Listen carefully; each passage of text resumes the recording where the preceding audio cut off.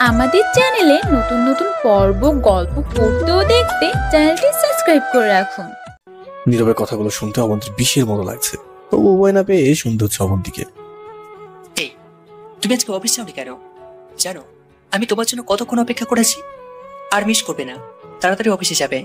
আর যদি না যাও তাহলে সমস্যা নেই, কারণ এইখানে তো আমি আছি। এই বলে নীরব পিছন থেকে অবন্তীকে ছেড়ে দেয়, আর অবন্তী গলা ছেড়ে দিয়ে হাঁপাচ্ছে, যেন আরেকটু হলে শ্বাসটা আটকে যেত। কি হয়েছে বাবু, খুব কষ্ট হয়েছে বুঝি? অবন্তী এবার নিজের রাগটাকে আর সামলাতে পারল না, নীরবের কাছে গিয়ে,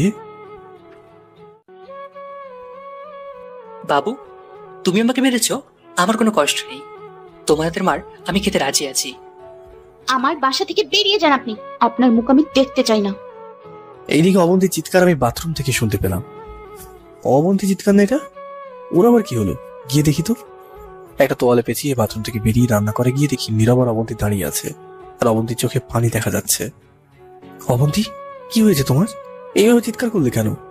আমার উপস্থিতি আর প্রশ্ন শুনে অবন্তী কিছুটা ঘাবড়ে গেল। কি উত্তর দেবে সেটা নিয়ে এসে ভাবতে লাগলো। আসলে এই ভাবি রান্না করার সময় একটা তেলে পোকা দেখেছিল আর চিৎকার শুরু করলো। এসে আমি দেখি ভাবি দাঁড়িয়ে আছে। ও, কিন্তু অবন্তী কিছু একটা বলে চিৎকার দিয়েছে। কি বললো অবন্তী? হ্যাঁ, ওই না তো, নীরব ভাই যা বলেছে সেটা তো সত্য। তাহলে তেলাপোকা দেখে খুব ভয় পেয়ে গেছিলাম। জানো আমি কতটা ভয় পেয়ে গিয়েছিলাম? সরি, তুমি সম্পূর্ণ ফ্রেশ হয়ে আসো। এই বলে আমি আবারও ওয়াশরুমে চলে আসলাম ফ্রেশ হওয়ার জন্য। অন্যদিকে, এই জানো এইভাবে কি চিৎকার করে নাকি? স্যার দেখলে কি ভাবতো? দেখুন, আপনি আমার সামনে থেকে চলে যান প্লিজ, আর ভালো লাগছে না। ওকে, আমি অন্য রূপে যাচ্ছি, পরে আবার প্রেম হবে, কথা হবে। অবন্তী কিছু না বলে রাগে মুড নিয়ে রান্নায় মনোযোগ দিল। নীরব অন্য রুমে চলে গেল। আমি ফ্রেশ হয়ে বের হলাম, রান্নাঘরে গেলাম অবন্তীর কাছে। গিয়ে দেখি পাগলিটা আমার রান্না করেছে। আমি আস্তে করে গিয়ে পিছন থেকে জড়িয়ে ধরলাম। সমস্যা কি আপু? আমাকে স্পর্শ করছেন কেন? এই বলে অবন্তী আমাকে ধাক্কা দিয়ে দূরে ঠেলে সরিয়ে দেয়। অবন্তীর ব্যবহারে খুব অবাক হলাম। ঘটনা কি? এমন করলো কেন? অবন্তী আমার দিকে তাকাতেই ওর চোখ থেকে রাগের আভাটা যেন মুছে গেল। ইমন, তুমি ধরেছো আমাকে? আসলে সরি, আমি বুঝতে পারিনি। তুমি বুঝতে পারো না? ঠিক আছে, তুমি কাকে ভেবেছিলে? ধুর, আমি আবার কাকে ভাববো? আমি মনে করেছি তুমি ওয়াশরুমে, আর কে নাকি আমার কাছে এসে আমাকে ভয় দেখাচ্ছিল। অবন্তীর কথাটা আমার কাছে কিছুটা রহস্যজনক লাগছিল। আসলে অবন্তীর কথা ইদানিং অবন্তীর ব্যবহারে ব্যাপক পরিবর্তন এনেছে। আমি কিছু না বলে আমার রুমে চলে আসি, চুপচাপ বিছানার উপরে শুয়ে রইলাম। মনটাও কিছুটা খারাপ। ধুর, আমি যে কি করলাম! ওই লুচ্চু নীরবের জন্য আমি ইমনকে ধাক্কা মারলাম। মনে কষ্ট পেয়েছি। যাই, আমি গিয়ে দেখি ও কি করছে। আমি শুয়ে আছি চুপচাপ, এমন সময় অবন্তী আমার রুমে আসলো, আর আমার পাশে বসলো, আর আমার বুকে মাথা রাখলো। বাবু, আমি সত্যি বুঝতে পারি নাই যে তুমি ছিলে। আমার ভুল হয়ে গেছে, আমাকে মাফ করে দাও প্লিজ। না, তোমার আর কি ভুল? ভুলটা তো আমার। তোমাকে না ধরাটাই আমার জন্য ভালো। প্লিজ, তুমি রাগ করে থেকো না, আমি কিন্তু এখন কান্না করব। অবন্তী আমার মুখের সামনে ওর মুখ টেনে কথাটা বললো। ওর দিকে তাকিয়ে দেখি ওর চোখের কোণে পানি জমে গিয়েছে। পাগলিটা নিশ্চয়ই খুব কষ্ট পাচ্ছে। ওর কষ্ট দূর করার জন্য ওকে শক্ত করে জড়িয়ে ধরলাম। এই ছাগল, কাঁদছো কেন? আমি কি তোমার সাথে রাগ করে আছি নাকি? তুমি আমার সাথে রাগ করেছিলে, আবার এখনো আছো। আমি এইবার কপালে একটা ভালোবাসার পরশ রেখে দিয়ে বললাম, দেখেছো, আমার কোনো রাগ নেই তোমার উপর। আমি কি আমার পাগলিটার উপরে রাগ করে থাকতে পারি? অবন্তী আমাকে শক্ত করে জড়িয়ে ধরলো। অবন্তী আমার বুকের উপরে শুয়ে আছে। স্যার, কিছু বলবো আমি? নীরবের কথা শুনে দ্রুত অবন্তীকে ছেড়ে দিলাম। অবন্তী অন্যদিকে চলে গেল। এইদিকে আমার মেজাজটাও খারাপ হয়ে গেছে। কারো রুমে আসার জন্য যে অনুমতি লাগে সেটাও কি ভুলে গেছে নাকি? মেহমান বলে মেজাজটা বাড়তে দিলাম না। হ্যাঁ বলেন, কি বলবেন? আসলে স্যার, এখানে তো আপনার সাথে এসেছি, আর আসার সময় আমি জামা কাপড় রাখতে পারিনি, তাই বলছিলাম কি। না, আমি বুঝতে পেরেছি, আপনাকে আর বলতে হবে না। আমি উঠে আলমারি থেকে একটা জামা বের করে ওর হাতে দিলাম। কিছুক্ষণ পর মা আর রিয়া এসে গেল, আর ওদের সাথে নীরবে আলাপ করিয়ে দিলাম। রাতে সবাই একসাথে বসলাম খাবার খাওয়ার জন্য। নীরব আমাদের বিপরীত চেয়ারে বসেছে, আর অমন্তি আমার পাশে বসেছে। সবাই খাওয়া শুরু করে দিল। নীরব এমন সময় ওর পা দিয়ে অবন্তীর পায়ে খোঁচা মারতে লাগলো। প্রথমে অবন্তীর ধারণা যে আমি হয়তো এমন করছি, তাই সে মুচকি হাসি দিয়ে আবারও খাওয়া শুরু করলো। আবারও খোঁচা দিতে অবন্তী আমার দিকে তাকালো, কিন্তু আমার কোনো রিয়াকশন দেখে ও কিছুটা অবাক হলো এবং নীরবের দিকে তাকালো। নীরব তখন অবন্তীর দিকে তাকিয়ে হাসছিল। অবন্তীর আর বুঝতে বাকি রইল না যে ব্যাপারটা নীরবই করেছে। অবন্তী বিরক্ত হয়ে চেয়ার থেকে উঠে যেতে লাগলো। এই, কই যাও অবন্তী? আমার খাওয়া হয়ে গেছে, তাই উঠে যাচ্ছি। আরে মাত্রই তো বসলা খাবার খেতে, আর খাবারগুলো প্লেটে রেখে উঠে যাচ্ছ কেন? আমার ভালো লাগছে না, তাই যাচ্ছি। আর খেতে মন চাচ্ছে না। এই বলে অবন্তী রুমে চলে গেল। সবাই ব্যাপারটা স্বাভাবিক মনে করে আপন কাজে মনোযোগ দিল। এদিকে আমি খাবার খাওয়া শেষ করে অন্য রুমে এসে দেখি অবন্তী অন্যদিকে তাকিয়ে আছে, আর কি জানি ভাবছে। আমি গিয়ে অবন্তীর কাঁধে হাত রাখলাম। কি হয়েছে তোমার? মন খারাপ নাকি? ওই, আমার তো কিছু হয়নি, আমি একদম ঠিক আছি। এই বলে একটা হাসি দিই। অবন্তী কিন্তু আজকের হাসি দেখে মনে হচ্ছে যে জোর করে হাসছে সে। আচ্ছা, এখন কি ঘুমাবে না, নাকি না ঘুমিয়ে রাতটা কাটিয়ে দেবে? ইমন, শোনো, একটা কথা বলি। হ্যাঁ বলো। তুমি এখন থেকে অফিসেই খাবার খেয়ে নিও, আমি তোমার খোঁজ নেব। আমার পক্ষে আর যাওয়া সম্ভব না। কেন সম্ভব নয়? খুব ক্লান্ত হয়ে বাসায় ফিরে টুকিটাকি কাজ করতে অনেক সমস্যা হয় আমার। তাহলে কে বলেছে আমার জন্য খাবার নিয়ে যেতে তোমার? হ্যাঁ, তুমি আর যাবে না, আমি নিজের খাবারটা নিজেই খেয়ে নিতে পারবো। আচ্ছা, আমার খুব ঘুম পাচ্ছে। ঘুমাও। অবন্তী ওর মাথাটা বুকে রেখে ঘুমিয়ে গেল। সাথে আমিও হারিয়ে গেলাম ঘুমিয়ে রাজ্যে। অবন্তী ভোরে ঘুম থেকে উঠলো। অবন্তী এমনিতেই সবার আগে ঘুম থেকে ওঠে, সবাইকে জাগিয়ে দেয়। আজকেও সবার আগে উঠেছে, আর দেখে আমি ঘুমিয়ে আছি। অফিসে অনেক সময় বাকি আছে দেখে আমাকে আর ডাকলো না। ফ্রেশ হয়ে একা একা রান্নাঘরে চলে গেল সবার জন্য নাস্তা বানাতে। বাহ, আমার বেবিটা কিন্তু খুব দায়িত্বশীল। সবাই ঘুমাচ্ছে আরো নাস্তা বানাচ্ছে। নীরবের কথা শুনে পিছনে তাকিয়ে দেখি সত্যি নীরব দাঁড়িয়ে আছে ওর পিছনে। অবন্তীকে কিছু না বলে আবারও কাজে মনোযোগ দিল, কারণ অবন্তী জানে ওকে বলাচ্ছি কুকুরকে বলা আরো অনেক বেটার। কি হলো অবন্তী, আমার সাথে কথা বলবে না? তোমার মুখটা দেখার জন্য সারা রাত আমার ঘুম হয়নি, আর তুমি এখন আমার সাথে কথা বলবে না? দেখুন, আপনার সাথে কথা বলার বিন্দুমাত্র পরিমাণ আমার ইচ্ছে নেই। আপনি রুমে যান। আমি যদি রুমে যাই তাহলে তোমার সাথে প্রেম করবে কে? আমি এই বাড়িতে এসেছি তো প্রেম করার জন্য। আপনি লজ্জা নেই একজন বিবাহিতা মেয়ের উপর নজর দিচ্ছেন? যাকে ভালোবেসে ফেলেছি সে তো বিবাহিতা, আর বিধবা হলে সমস্যা নেই। দেখুন, আমি আপনার কাছে হাত জোর করছি, এখান থেকে চলে যান। কেউ দেখে ফেললে ঝামেলা হয়ে যাবে। ওকে, যাবো। আগে বলো, কাল রাতে তোমার পায়ের উপর পা রাখার পর তুমি এমন করছিলে কেন? তাহলে কি আপনার মতো বেয়াদবের অপরাধ আমি সহ্য করে নেব? অবশ্যই করবে, আমি তো তোমাকে ভালোবেসে এমন করছি। লাগবে না আপনার মতো চরিত্রহীন ব্যক্তির ভালোবাসা। আপনি প্লিজ এখান থেকে চলে যান। ওকে ওকে, যাচ্ছি, আর রাগ দেখাতে হবে না আমার উপর। এই বলে নীরব ওর রুমে চলে যায়। অবন্তী ওর কাজে মনোযোগ দেয়। এদিকে আমি ঘুম থেকে উঠে দেখি অবন্তী নেই আমার বুকের উপরে। বিছানা থেকে উঠে ফ্রেশ হয়ে নিলাম। নাস্তা করে আমি আমার রুমে চলে আসলাম। অফিসের জন্য রেডি হচ্ছে আর অবন্তী রুমটা গোছানোর কাজে ব্যস্ত। এমন সময় অবন্তী টাইটা নিয়ে আমাকে পড়াতে লাগলো। এই, তুমি কিন্তু সময় মতো খাবারটা খেয়ে নিবা। আমি তোমার জন্য টিফিন নিয়ে আসছি। ধুর, এইসব আবার কি প্রয়োজন ছিল? আমি তো বাইরে থেকে খেয়ে আসতে পারি। চুপ, বাইরের খাবার খেলে অসুস্থ হয়ে যাবা, তাই আমি এখন থেকে খাবার দিয়ে দেবো সাথে। আচ্ছা, তা কই আমার বক্সটা? আমার তো দেরি হয়ে যাচ্ছে। তুমি একটু দাঁড়াও, আমি রান্নাঘর থেকে নিয়ে আসছি। এই বলে অবন্তী রান্না করে গিয়ে বক্সের মধ্যে কিছু খাবার নিয়ে যেই বের হতে যাবে অমনি নীরবের সামনে এসে পড়লো। এ কি বাবু, তুমি ইমনের জন্য খাবার নিয়ে যাচ্ছ, অথচ আমার জন্য খাবার নিয়ে এলে না? আপনি আমার কে যে আপনার জন্য আমি খাবার নিয়ে যাব? আরে, এটার উত্তর তো ধীরে সুঝতে পারবে। আমার পছন্দ, আমাকে যেতে দিন। যদি না দিই কি করবে? অবন্তী কিছু না বলে পাশ কেটিয়ে আসার সময় নীরবর হাতটা ধরে ফেলে। অবন্তী এবার হাতটা এক ঝাঁকুনি দিয়ে ছুটে রুমে চলে আসে। কই যাবে তুমি এভাবে পালিয়ে? তুমি যেখানে থাকো না কেন, এই নীরব তোমাকে খুঁজে বের করবেই।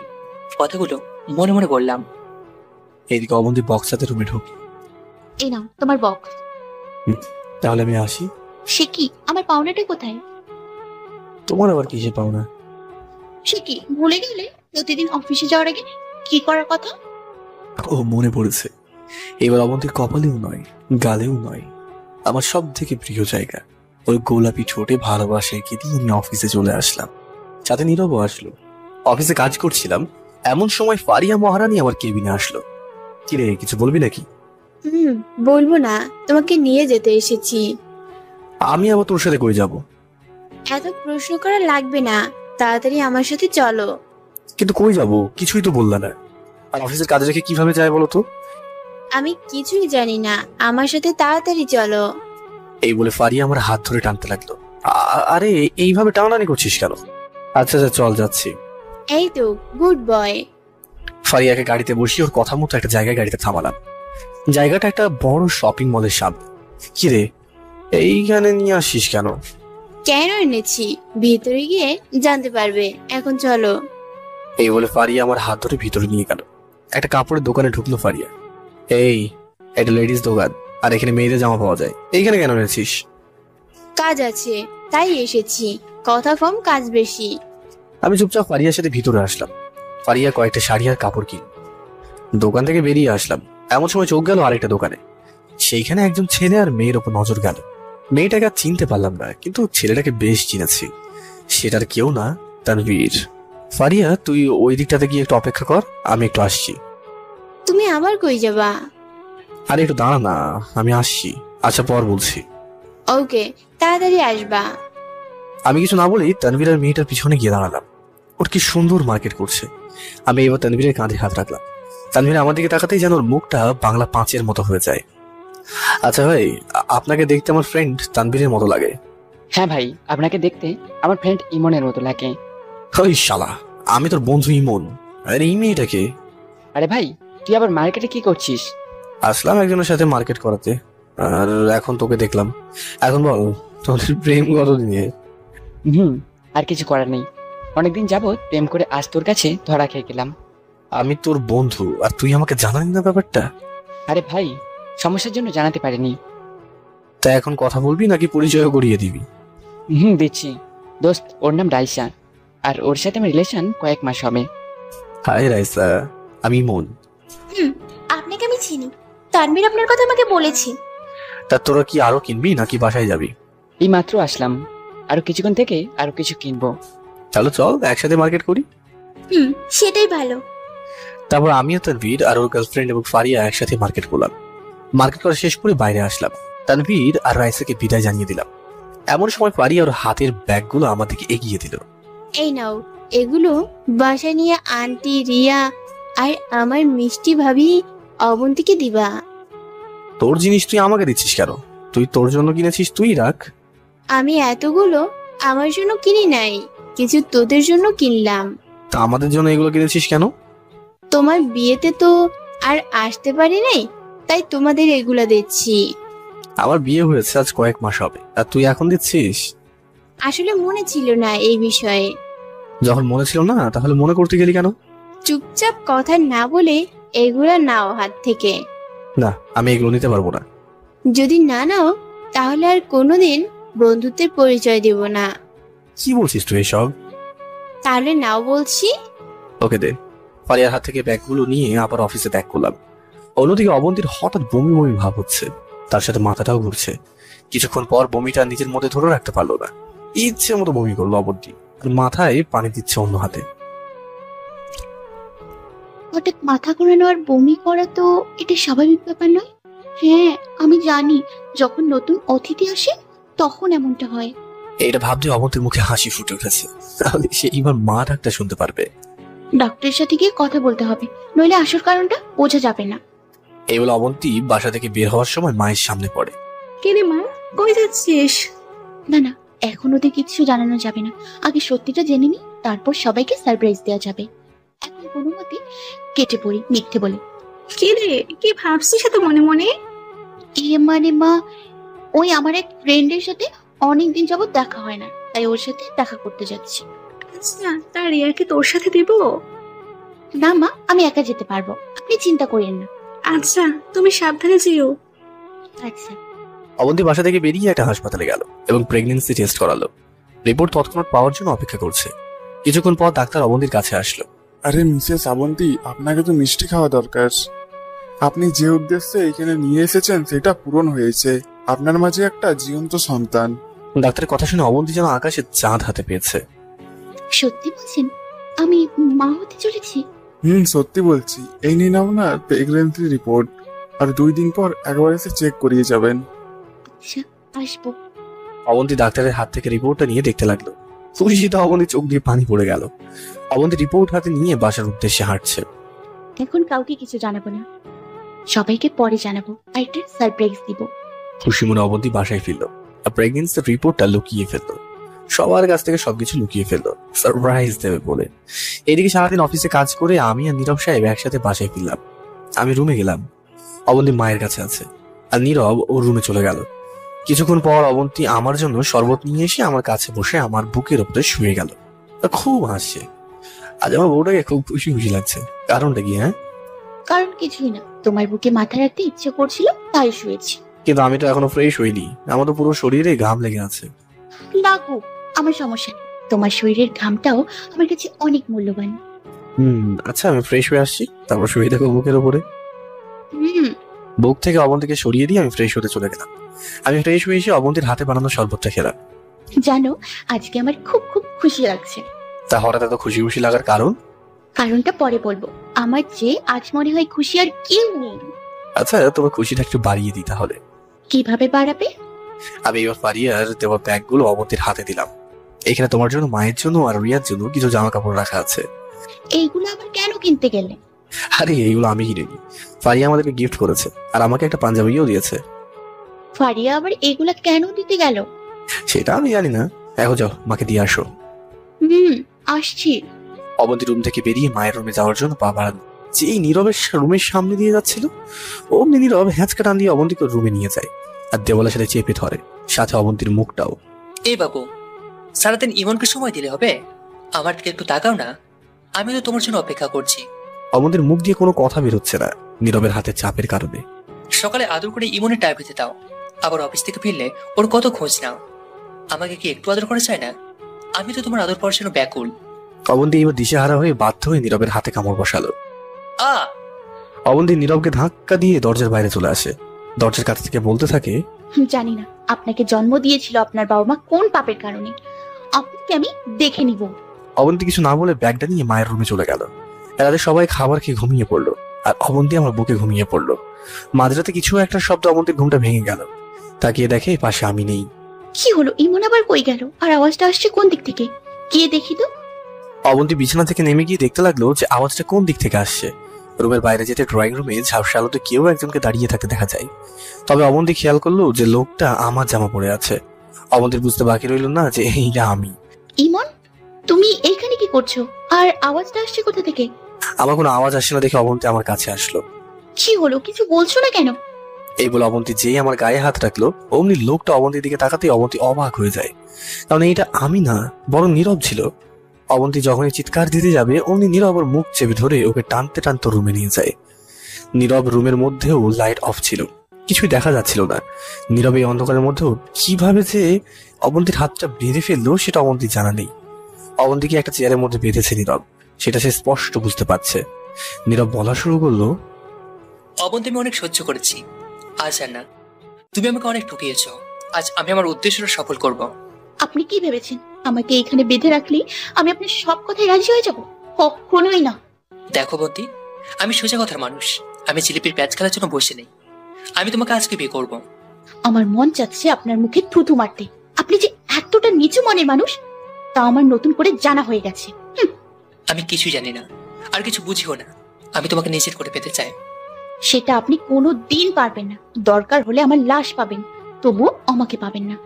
আমি শুধুমাত্র ইমনের জন্য তোমাকে নিশ্চিত করে পেতে পারি না। সব জায়গায় ওই ইমন আমাকে বাধা দেয়, তাই আর না, আমি ওকে আমার রাস্তা থেকে সরিয়ে দেব। আমার ইমনের সাথে আমার ভালোবাসা আর ওর মায়ের দোয়া আছে। আপনার মতো কাপুরুষ ওর কিছুই করতে পারবে না। তাহলে আমি লাইটটা চালাই আর নিজের চোখে দেখে নেব। এই বলে নীরব রুমের লাইটটা চালিয়ে দিল। আর যেইটা দেখলো এটা দেখার জন্য অবন্তী কোনো প্রস্তুতি ছিল না। অবন্তীর সামনে নীরব আমাকে বেঁধে রেখেছে, আর আমার মুখের মধ্যে রুমাল দেওয়া। এই, আপনি কেন ওনার এই অবস্থা করেছেন? আপনি ওনাকে ছেড়ে দিন। নীরব অবন্তীর কথায় কান না দিয়ে টেবিল থেকে ছুরিটা নিয়ে আসলো। এইটা দেখে সে মনে মনে আল্লাহকে ডাকতে শুরু করলো। আপনার দোহাই লাগে, আপনি ওনার কোনো ক্ষতি করবেন না। এই শালা তোদের আমাদের মাঝে ছিল, আর থাকবে না। ওকে আজকেই আর এক্ষুনি ওর ঠিকানায় পাঠিয়ে দেবো। আমি আপনার সব কথা শুনবো, তবু ওনার কিছু করবেন না। দয়া করে ওনাকে ছেড়ে দিন। না, ওকে ছেড়ে দিলে আমি আর তোমাকে পাবো না। তোমাকে পাওয়ার জন্য অনেক কষ্ট আর অনেক বুদ্ধি আমাকে আটকাতে হয়েছে, আজ তা পূরণ হবেই। হ্যাঁ, আপনি যা ইচ্ছে করুন, প্লিজ আমি মনকে ছেড়ে দিন। দেখেছো, আমি বলিনি যে ওকে ছেড়ে দিলে তোমাকে পাবো না। তুমি আর ওর থাকবে না, ও আর তোমার থাকবে না, তুমি থাকবে আমার। দয়া করুন আপনি ওনার উপর। আমার জন্য কেন আপনি ওনাকে এত বড় শাস্তি দিচ্ছেন? দিতে চাইনি, কিন্তু আমি দেখলাম যে আমার পাওনাটা ও পাচ্ছে, তাই দেরি করলাম না শুভ কাজটা করতে। আমি আজ থেকে আপনার সব কথা শুনবো, দরকার হলে ওকে ডিভোর্স দিয়ে দেব, অনেক দূরে চলে যাব, তবু ইমনকে ছেড়ে দিন প্লিজ। আরে বাবু, দৌড়ে যাবে তো ইমন, তুমি কেন যাবে? অবন্তীর আর বুঝতে বাকি রইল না যে নীরবর কোনো কথাই শুনবে না। অবন্তী হাত পা গুলো ছোটানোর জন্য জোর দিতে লাগলো। না, অনেক সহ্য করেছি, আর না। আর ওকে মারলে তুমি আমার কথা আরো বেশি শুনবে, তাই ওকে আমি... এইটা বলার সাথে সাথে নীরবর হাতে থাকা ছুরিটা দিয়ে আমার গলায় আঘাত করা শুরু করে। মুহূর্তের মধ্যেই পুরো রুমটা রক্তে ভেসে যায়। এটা দেখে অবন্তী আর নিজেকে সামলাতে পারল না। অবন্তী একটা জোরে চিৎকার দিয়ে লাফ দিয়ে ঘুম থেকে ওঠে। পুরো শরীরটা তার ঘেমে ভিজে গেছে ভয়ে। ভালো করে তাকিয়ে দেখে চারিদিকে অন্ধকার, আর সে এতক্ষণ আমার বুকে শুয়েছিল। অবন্তী চিৎকারটা শুনে এইদিকে আমার ঘুমটা ভেঙে যায়। আমি উঠে বসলাম, আমার চোখে তখনও ঘুম লেগে আছে। অবন্তী, কি হয়েছে তোমার? এইভাবে চিৎকার দিয়েছো কেন? অবন্তী কিছু না বলে আমাকে শক্ত করে জড়িয়ে ধরে কান্না করা শুরু করে দেয়। তোমার কিছু হয়নি তো? তুমি ঠিক আছো তো? হ্যাঁ, আমি তো একদমই ঠিক আছি। কেন, কি হয়েছে তোমার? এইভাবে কাঁদছো কেন? আমি খুব খারাপ স্বপ্ন দেখেছি একটা, ভয় লাগছে। এই পাগল, স্বপ্ন দেখে আবার কান্না করা লাগে নাকি? দেখো না, তুমি আমার বুকে আছো। অবন্তী কিছু না বলে কেঁদেই যাচ্ছে। ওর মুখ দেখে বোঝা যাচ্ছে যে খুব ভয় পেয়ে আছে, আর আমাকে শক্ত করে জড়িয়ে ধরেছে। আমি এইবার অবন্তী চোখের পানি মুছে দিয়ে বলতে লাগলাম, দেখো, আমার কিছুই হয়নি, আমি একদম ঠিক আছি, এখন ঘুমাও। অবন্তী আবার আমাকে জড়িয়ে ধরে ঘুমিয়ে গেল। সকালে ঘুম থেকে উঠে নাস্তা করে নিলাম, আর আজকে অফিসের ড্রেসটা পরে ফারিয়ে দেওয়া পাঞ্জাবিটা পরলাম। এমন সময় অবন্তী রুমে আসলো। আমার ইমনকে তো এই পাঞ্জাবিতে দারুণ মানিয়েছে। তাই নাকি? সত্যি বলছি, তোমাকে খুব মানিয়েছে। আমি এইবার আমার প্রতিদিনের রুটিন অনুযায়ী দায়িত্বটা পালন করে অফিসে চলে আসলাম। অফিসে ঢুকতেই ফারিয়ার সাথে দেখা। ওয়াও, তোমাকে তো এই পাঞ্জাবিতে দারুণ লাগছে। তুই দিয়েছিস তাই সুন্দর লাগছে আমাকে। কেন, অন্য কেউ দিলে বুঝি সুন্দর লাগে না? অবন্তী আর তুই আর আমার পরিবার দিলে আমার কাছে সুন্দরই লাগবে। আচ্ছা, পরে কথা হবে। ওকে। ফারিয়া ওর কেবিনে চলে গেল, আমি আমার কেবিনে চলে আসলাম। আর এইভাবে কেটে গেল 2টা দিন। আমি প্রতিদিনকার মতো অফিসে বসে কাজ করছি, আর অন্যদিকে আজকে তো আমাকে চেক আপ করতে যেতে হবে, কিন্তু কিভাবে যে যাই? এইদিকে মা বাসায় নেই, আর রিয়াও ছাদে। ধুর, আমি বরং যাই, মা বাসায় আসার আগেই আমি চলে আসবো। এইভাবে অবন্তীর রিপোর্ট হাতে নিয়ে বেরিয়ে পড়লো। আর অবন্তীর বাইরে যাওয়াটা রিয়া দেখে ফেলেছে ছাদ থেকে। ঠিকই, ভাবি আবার কই যাচ্ছে? ভাবি তো না বলে কোনোদিন বের হয় না, তাহলে আজকে আবার কই যাচ্ছে? রিয়ার কিছু না ভেবে বাসায় চলে আসলো। এইদিকে অবন্তীর কাজ শেষ করতে করতে কিছুটা দেরি হয়ে যায়। বাসায় এসে দেখে মা ওর আগে এসে ওর জন্য অপেক্ষা করছে। অবন্তী, কোথায় গিয়েছিস? কি জবাব দেবে মাকে অবন্তী, এটা ভাবতে থাকে। তোর বাইরে যাওয়ার দরকার হলে তুই রিয়াকে বলে যেতে পারতে, কিন্তু এইভাবে না বলে কোথায় গিয়েছিস? আসলে মা, আমার এক ফ্রেন্ডের সাথে দেখা করতে গেছিলাম। 2 দিন আগেও তো গিয়েছিস, তাহলে আজ আবার যাওয়ার কারণটা কি? এমন সময় মায়ের মোবাইলের রিং বাজতেই কথাটা চাপা পড়ে গেল। মা মোবাইল নিয়ে কথা বলতে লাগলো, আর অবন্তী রুমে এসে ফাইলগুলো লুকিয়ে ফেললো। যাক বাবা, তাহলে বাচ্চা গেছে, মা কিছু সন্দেহ করবে তো? এদিকে মায়ের মনে একটা খটকা লেগেছে। যেই মেয়েকে রাস্তা ধরে তুলে নিয়েছিল তার আবার ফ্রেন্ড আসবে কোথা থেকে। আমাকে এই ব্যাপারটা ইমনকে জানাতেই হবে, দেখি ইমন কি বলে। এদিকে আমি অফিস থেকে ফিরলাম সন্ধ্যায়। অবন্তী মায়ের কাছে আছে আর কাজ করছে। এই সুযোগে মা আমার রুমে আসলো। ইমন, তোর সাথে একটা কথা বলার ছিল আমার অবন্তীর ব্যাপারে। কি বলবো মা? আমার রুমের পাশ দিয়ে হেঁটে যাচ্ছিল নীরব, আর আমার আর মায়ের কথাগুলো তার কানে বাজলো। আন্টি আবার কি বলবে অবন্তীর ব্যাপারে? ব্যাপারটা দেখতে হচ্ছে আমাকে। আচ্ছা, আজকে কি অবন্তী তোর কাছ থেকে বলে অন্য কোথাও গিয়েছে? কই না তো, আজকে তোর সাথে কথাই হয়নি। কেন, কি হয়েছে বলো তো? আজকে অবন্তী কাউকে কিছু না বলে বাসা থেকে বেরিয়েছিল, আর ফিরেছে দীর্ঘ সময় পর। জিজ্ঞেস করো নাই কই গিয়েছিল? করেছিলাম, সে বলেছে ওর নাকি কোনো ফ্রেন্ডের সাথে দেখা করতে গিয়েছে। তাহলে হয়তো সত্যি ফ্রেন্ডের সাথে দেখা করতে গিয়েছিল। শুধু আজকে যায়নি, বরং আগেও একবার ফ্রেন্ডের নাম দিয়ে বাইরে গিয়েছিল। কই, আমাকে তো কিছুই জানাওনি। তখন আমার সন্দেহ হয়নি, তাই জানাইনি, কিন্তু আজকে আমার সন্দেহ হচ্ছে, তাই জানালাম। আচ্ছা, আমি দেখছি ব্যাপারটা।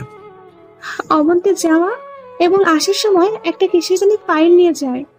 কিসের ফাইল? সেটা আমি জানি না, তবে ফাইলটা ওর হাতে নিয়ে যেতে ও আসতে দেখেছি আমি। আচ্ছা, আমি অবন্তীকে এই ব্যাপারে জানাবো। তুই অবন্তীকে কিছুই জানিস না, পরবর্তীতে এরকম দেখলে তোকে জানাবো আমি। সেটাই ভালো হবে। মার কিছু না বলে রুম থেকে বেরিয়ে যাওয়ার আগেই নীরব সেইখান থেকে সরে পড়ে। তাহলে আমাদের যায় কোথায়? ব্যাপারটা আমাকেও দেখতে হবে। রাতে অবন্তীকে বুকের উপর নিয়ে ঘুমালাম। অবন্তী ঘুমালেও আমার ঘুম নেই। বারবার মায়ের কথাটা ভাবাচ্ছে আমাকে। অবন্তী কাউকে কিছু না বলে কোথায় যায়?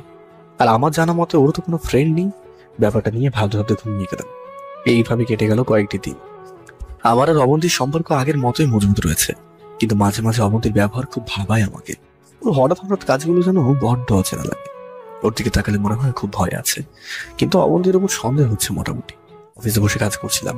একটানা কাজ করার ফলে কিছুটা অস্বস্তি লাগছিল, তাই উঠে একটু বাইরে গেলাম। অন্যদিকে অবন্তীর প্রায় চেক আপের সময় হয়ে গেছে। আগে থেকে কিছুটা দুর্বল বোধ করছে নিজেকে, কিন্তু কিভাবে বের হবে এইটাই তো সমস্যা। কিন্তু বের তো তাকে হতেই হবে, কিন্তু কিভাবে বের হব? পেয়েছি, সেলাইয়ের নাম করে বাইরে যেতে হবে আমাকে, তাহলে মা আর সন্দেহ করবে না। অবন্তী ফাইলগুলো পেঁচিয়ে নিল যাতে বোঝা না যায়, সাথে কিছু জামা নিয়ে নিল। অবন্তী রেডি হয়ে বের হওয়ার সময় মা বলে উঠলো, কোথায় যাচ্ছিস অবন্তী? মা আর কিছু বললো না। তার মায়ের বুঝতে বাকি রইল না যে অবন্তী ওনাকে মিথ্যে কথা বলছে। মা আর কিছু না বলে ওকে যেতে দিল। অবন্তী বাড়ি থেকে বের হওয়া মাত্রই আমাকে কল দিল। এদিকে আমি বাইরে আসলাম, আর আমার মোবাইলটা ভুল করে কেবিনে রেখে এসেছি। তখন নীরব কোনো এক দরকারি কাজে আমার কেবিনে যায়। এমন সময় মোবাইলটা বাজতে থাকে। ইমন কোথায় গেল? আবার মোবাইলটা বাজছে। ধরবো মোবাইলটা, ধরে ফেলি, দেখি কি কল দিল। নীরব ফোনটা রিসিভ করতে ওই পাশ থেকে মা বলে উঠলো, ইমন, অবন্তী মাত্র আমাকে আবার মিথ্যা বলে বাইরে বেরিয়েছে, তুই তাড়াতাড়ি আয়। নীরব আর কিছু না বলে কলটা কেটে দেয়। না, আমাকে এখনই যেতে হবে, নইলে অবন্তীর ব্যাপারে কিছুই জানতে পারবো না। এইভাবে নীরব দ্রুত গাড়ি নিয়ে বেরিয়ে পড়ে। বাসা থেকে অফিস আছে বলে বাসায় আসতে বেশিক্ষণ লাগলো না নীরবের। নীরব বাড়িতে ঢোকার আগেই অবন্তীকে দেখতে পেল, সে হেঁটে হেঁটে যাচ্ছে। ওই তো অবন্তী, ওকে ফলো করা যাক, দেখি ও আজকে কোথায় যায়। নীরব এইভাবে অবন্তীকে দূর থেকে ফলো করতে লাগলো। এইদিকে আমি কেবিনে ঢুকলাম। মোবাইল হাতে নিতে গিয়ে মায়ের কল আসলো। দিলাম মাকে কল, রিসিভ করলো না। হ্যাঁ মা, কল দিয়েছো কেন? একবার তো বলেছি। তুমি আমাকে কখন কল দিলে? একবার তো বলেছি, কেন কল দিলাম? এখন আবার কল দিয়ে প্রশ্ন করছিস কেন? আমি তো অফিসে, ওর ব্যাপারে আবার কি জানবো? দেখ, মজা করার সময় এইটা না। অবন্তীর ব্যাপারে কিছু জানতে পেরেছিস? আরে তুমি আমাকে আবার কখন বললে এই কথা? আমি তো মাত্রই তোমার কল দেখলাম, তাই আমি কল দিয়েছি। তাহলে একটু আগে কলটা রিসিভ করলো কে? সেটা আমি কি করে জানবো? আচ্ছা এখন বলো তো, অবন্তী কি আবারও বেরিয়েছে? হ্যাঁ, অনেকক্ষণ আগে সেলাইয়ের নাম দিয়ে বেরিয়ে গেছে। আচ্ছা, কলটা রাখছি। এই বলে কলটা রেখে দিয়ে ভাবতে লাগলাম, আমার কলটা রিসিভ করলো কে? আর অবন্তী এইভাবে মিথ্যা বলে কই যায়? না, ব্যাপারটা মোটেও অবহেলা নয়, এটা নিয়ে ভাবতে হবে। এদিকে অবন্তীর হাসপাতালের সামনে আসলো। দূর থেকে নীরব সেটা ফলো করে যাচ্ছে। অবন্তী এবার হাসপাতালে ঢুকলো। অবন্তী হাসপাতালে ঢুকলো কেন? নিশ্চয়ই কারণ আছে, আমাকে দেখতে হবে। নীরব অবন্তীর পিছন পিছন হাসপাতালে ঢুকলো। দেখলো অবন্তী একটা নার্সের সাথে কথা বলে কেবিনে ঢুকলো। ভিতরে কি হচ্ছিল সেটা নীরব জানতে পারলো না। নীরব অপেক্ষা করতে লাগলো। কিছুক্ষণ পর অবন্তী কেবিন থেকে বের হলো এবং হেঁটে হাসপাতালের বাইরে চলে গেল। ব্যাপারটা ভালো করে বোঝার জন্য নীরব সেই নার্সের কাছে গেল। আপনার কি সময় হবে? কিছু কথা জিজ্ঞেস করবো আপনাকে। বলেন, কি জিজ্ঞেস করবেন? মাত্র যে একটা মেয়ে আপনার কাছে আসলো, ওনার এখানে আসার কারণটা কি? আপনি কি অবন্তীর কথা বলছেন? আমি ওর কথাই বলছি। তা উনি এখানে প্রায় আসে কেন, সে জানতে পারে কি? উনি আসে ওনার প্রেগন্যান্সি চেক আপ করাতে। নার্সের কথা শুনে নীরবের মাথায় যেন বাজ ভেঙে পড়লো। কথা বলার শক্তিটা যেন সে পাচ্ছে না। অবন্তী প্রেগনেন্ট? আচ্ছা আমি যাই, আমার কাজ আছে অনেক। এদিকে নীরবের অবস্থা খুব খারাপ। মন খারাপ করে বাসায় এসে পড়লো নীরব। এদিকে আমি অফিসের কাজ শেষ করে বাসায় আসলাম। এসে নীরব সাহেবের রুমে গেলাম। গিয়ে দেখি উনি বসে আছে। নীরব সাহেব, আমি আসবো? হ্যাঁ স্যার, আসুন। ধন্যবাদ। তা আজকে অফিস থেকে কোথায় গিয়েছিলেন? মানে স্যার, আসলে আমার মামার বাসায় গিয়েছিলাম ওনাকে দেখার জন্য। তা আমাকে বলে যেতে পারতেন। চেয়েছিলাম, কিন্তু আপনি অফিসে ছিলেন, তাই আর জানা হয়নি। ও আচ্ছা, আমি কিছু না বলে রুমে চলে আসলাম। অবন্তীও রুমে আসলো। ওর দিকে না তাকিয়ে চুপচাপ বসে আছি। কি হয়েছে তোমার? মন খারাপ নাকি? না না, মন খারাপ হবে কেন, এমনিতেই বসে আছি। ও, ক্লান্ত বোধ করছো তাই না? ক্লান্তি আজকে নেই, আমার ক্লান্তিটা হারিয়ে গেছে। মানে বুঝলাম না, বুঝিয়ে বলো। না, কিছু না। অবন্তীর সাথে বেশি কিছু কথা বললাম না। রাতে খেয়ে অবন্তীকে বুকের উপরে নিয়ে শুয়ে আছি আর ভাবছি অবন্তী কি করে আমাদের মিথ্যে কথা বলতে পারে। ওকে তো আমরা খুব বিশ্বাস করি, তাহলে এইটাই কি এর ফল? আর অবন্তী মিথ্যা বলে কই যায় সেটাও তো আমাকে জানতে হবে। অন্যদিকে অবন্তী, তুমি কাজটা মোটেও ঠিক করোনি। অনেক আশা করেছিলাম তোমাকে পাবো বলে, কিন্তু সব আশা এভাবে ভেঙে দিতে পারো না। আমাকে কিছু একটা করতে হবে যাতে তোমাকে আমি চিরতরে পাই, আর আমি সেটা কালই করবো। এই ভেবে নীরব ঘুমিয়ে গেল। সকালে উঠে ফ্রেশ হয়ে নাস্তা করে অফিসে চলে আসলাম। আমার সাথে নীরবও আসলো। কিছুক্ষণ পর নীরব কেবিনে আসলো। কিছু বলবেন নীরব সাহেব? স্যার, আপনার মোবাইলটা আমার আবার লাগবে, যদি দেন আর কি। ওকে, সমস্যা নেই, নিন। নীরবকে মোবাইলটা এগিয়ে দিলাম। ও মোবাইলটা হাতে নিয়ে বাইরে চলে গেল। আমি সেই দিকে চোখ বা কান কোনো কিছু না দিয়ে আমার কাজ করতে লাগলাম। অন্যদিকে নীরব অবন্তীকে কল দিলাম। এইবার নীরব আমার কণ্ঠ নকল করে ওর সাথে কথা বলতে শুরু করলো। অবন্তী, তুমি একটু আসতে পারবে? কই আসবো আমি? আর তোমার কণ্ঠ এমন শোনাচ্ছি কেন? আরে আমি ঠিক আছি, আর তুমি আমাদের নতুন ফ্লাইটটাই আসো। আমি তোমার জন্য ওইখানেই অপেক্ষা করবো। হঠাৎ ওইখানে যাবো কেন? সারপ্রাইজ দেবো তাই রাখছি। তাড়াতাড়ি এসো, আমি অপেক্ষা করছি। আচ্ছা, আমি আসছি। নীরব আর কিছু না বলে কলটা কেটে দেয় আর হাসতে থাকে। আজকে তোমাকে একা পেয়ে নি, তারপরে এমন অবস্থা করবো যাতে তুমি ইমনের কাছে যেতে না পারো। নীরব ডায়াল থেকে অবন্তীর নাম্বারটা কেটে দিল। নীরব আমার মোবাইলটা দেওয়ার জন্য আবার কেবিনে ঢুকলো। স্যার, ধন্যবাদ মোবাইলটা দেওয়ার জন্য। এইখানে ধন্যবাদ দেওয়ার কিছুই নেই। স্যার, আমার আরেকটা কথা বলার। হ্যাঁ বলুন। আসলে স্যার, আমার মামার অবস্থা হঠাৎ করে খারাপ হয়ে গেছে, তাই আমাকে আবার যেতে হবে। ওকে দেন, গিয়ে দেখে আসেন। ধন্যবাদ স্যার। নীরব আর কিছু না বলে কেবিন থেকে বেরিয়ে গেল। অন্যদিকে অবন্তী রেডি হয়ে বের হওয়ার সময় মা জিজ্ঞাসা করলো, কে রে অবন্তী, কোথায় যাচ্ছিস? আসলে মা, আপনার ছেলে আমাকে ডেকেছে আপনাদের নতুন ফ্ল্যাটটায়। ইমন যদি ডাকে তাহলে যেতে পারো। ইমন, তুই কি অবন্তীকে ডেকেছিস? আমি তো অফিসে, আমি আবার ওকে ডাকতে যাবো কেন? অবন্তী বলেছে যে তুই নাকি আমাদের নতুন ফ্ল্যাটে ওকে ডেকেছিস। আরে না, আমি ডাকিনি তো। তাহলে অবন্তী আমাকে মিথ্যা বলে আবার বাইরে গেছে। আমি কিছু না বলে আগে মোবাইলটা কেটে দিলাম। কি শুরু করলো কি অবন্তী? এইভাবে প্রতিদিন মিথ্যা বলে কোথায় যায়? না, আজকে আর দেরি করা যাবে না। গিয়ে দেখি তো ও আমাদের ফ্ল্যাটে কি করছে। এইটা ভেবে গাড়ি নিয়ে বেরিয়ে পড়লাম নতুন কিছু জানার আশায়। এদিকে অবন্তী ফ্ল্যাটের ভিতরে ঢুকেই আমাকে খুঁজতে লাগলো। হঠাৎ তার চোখে পড়লো যে দেওয়ালে লেখা আছে যে বেডরুমে যাও। ওইখানে অপেক্ষা করছি। অবন্তী সোজা বেডরুমে চলে গেল, কিন্তু সেইখানে আমাকে দেখতে পেল না। ইমন, ওই তুমি? ইমন আসবে না এখানে, এখানে আমি আর তুমি আছি। নীরব দরজা বন্ধ করতে করতে কথাটা বলল। নীরবকে দেখে অবন্তী ভয় পাওয়ার সাথে সাথে কিছুটা ভয় পেল। আপনি এখানে কি করছেন? আমি এখানে কি করছি সেটা না হয় পরে বলবো। আর দরজা বন্ধ করছি যাতে তোমার আর আমার আদর বাইরের কেউ দেখতে না পারে। সেটা বলছেন? ইমন কোথায়? আসলে সরি, মিথ্যে বলে আনার জন্য। ইমন তোমাকে ডাকেনি, ইমনের কণ্ঠ নকল করে আমি তোমাকে ডেকেছি। কি? তাহলে আপনি আমাকে ডেকেছেন? ডেকেছি তোমাকে আদর করার জন্য, যাতে সে আদরের কারণে তুমি ইমনের কাছে না যেতে পারো। ফালতু কথা বাদ দেন, এখন আমাকে এখান থেকে যেতে দিন। আরে বাবু, আমি তো তোমাকে যেতে দেওয়ার জন্য এত পরিকল্পনা করিনি। আচ্ছা, আপনার কি লজ্জা বলতে কিছু নেই? আপনাকে এত এড়িয়ে চলি আর আপনাকে এত অপমান করি, তারপরেও তুমি করে বলতে লজ্জা নেই। ভেবেছিলাম তোমাকে কিছুদিন পর নিশ্চিত করে নেব, কিন্তু তুমি যা করলে তাই কাজটা আজকে করতে হচ্ছে। কি করলাম আমি? তুমি গর্ভে বাচ্চা নিয়েছো কেন? নীরবের কথা শুনে অবন্তী মেরে দাঁড়িয়ে রইল। কি বলবে ভাষা খুঁজে পাচ্ছে না। যে আমি প্রেগনেন্ট? সেটা নয় বাদই দিলাম, তবে তোমার ভুল হচ্ছে। তুমি ইমনের সন্তানকে পেটে তুলেছ, আর এটার শাস্তি কিন্তু তোমাকে দেব। এই বলে নীরব ধীরে ধীরে অবন্তীর দিকে এগোতে লাগলো, আর অবন্তী এক পা করে পিছনে যাচ্ছে। দেখুন, আমার কাছে আসবেন না, আমি কিন্তু চিৎকার করব। লাভ নেই চিৎকার করে, কারণ কেউ শুনতে পারবে না। এক পর্যায়ে অবন্তী দেওয়ালের সাথে ধাক্কা খায়, আর নীরব অবন্তীর খুব কাছে চলে আসলো। অবন্তীর আর বুঝতে বাকি নেই যে তার কিছুই করার নেই, তবুও সে বাঁচার জন্য প্রাণ মিনতি করতে লাগলো। প্লিজ আমাকে ছেড়ে দিন। কেন আমার সাথে এগুলো করছেন বলুন? আজকে তোমার এত বড় সর্বনাশ করবো যে তুমি ইমনের সামনে যেতে পারবে না। এই বলে নীরব অবন্তীর হাত ধরে নেন আর ওকে বিছানায় ধাক্কা দিয়ে ফেলে দেয়। আর অবন্তী গুটিসুটি মেরে এক কোনায় বসে থাকে আর মিনতি করতে লাগলো, দয়া করে আমার চরিত্রে এইভাবে কালো দাগ বসাবেন না, আমাকে ছেড়ে দিন প্লিজ। নীরব কিছু না বলে অবন্তীর সাথে ধস্তাধস্তি শুরু করে দিল। এক পর্যায়ে নীরব অবন্তীর জামার কিছুটা অংশ খুলে ফেলে। অবন্তী নিজেকে বাঁচানোর জন্য চেষ্টা করতে থাকে, কিন্তু বেয়াদবটার শক্তির সাথে পেরে উঠছে না। এইদিকে আমি ফ্ল্যাটের সামনে গাড়ি থামালাম। গাড়ি থেকে নেমে আজ ওকে জানতেই হবে যে কেন অবন্তী সবাইকে মিথ্যে বলে বাইরে আসে, আর দেখি ও কি কি করে সবার আড়ালে। এগুলো আমি মনে মনে বলতে লাগলাম। আমি আর দেরি না করে দ্রুত চলে গেলাম ভিতরে। আর ভিতরে কিছুই দেখতে পেলাম না, কিন্তু বেডরুমটা বন্ধ মনে হচ্ছে কেন, আর ওইখান থেকে আওয়াজও তো আসছে। আমি আর দেরি না করে দরজার মধ্যে জোরে লাথি মেরে দরজাটা খুলে দিলাম। এরপর যা দেখলাম এটা আমার বিশ্বাসের বাইরে।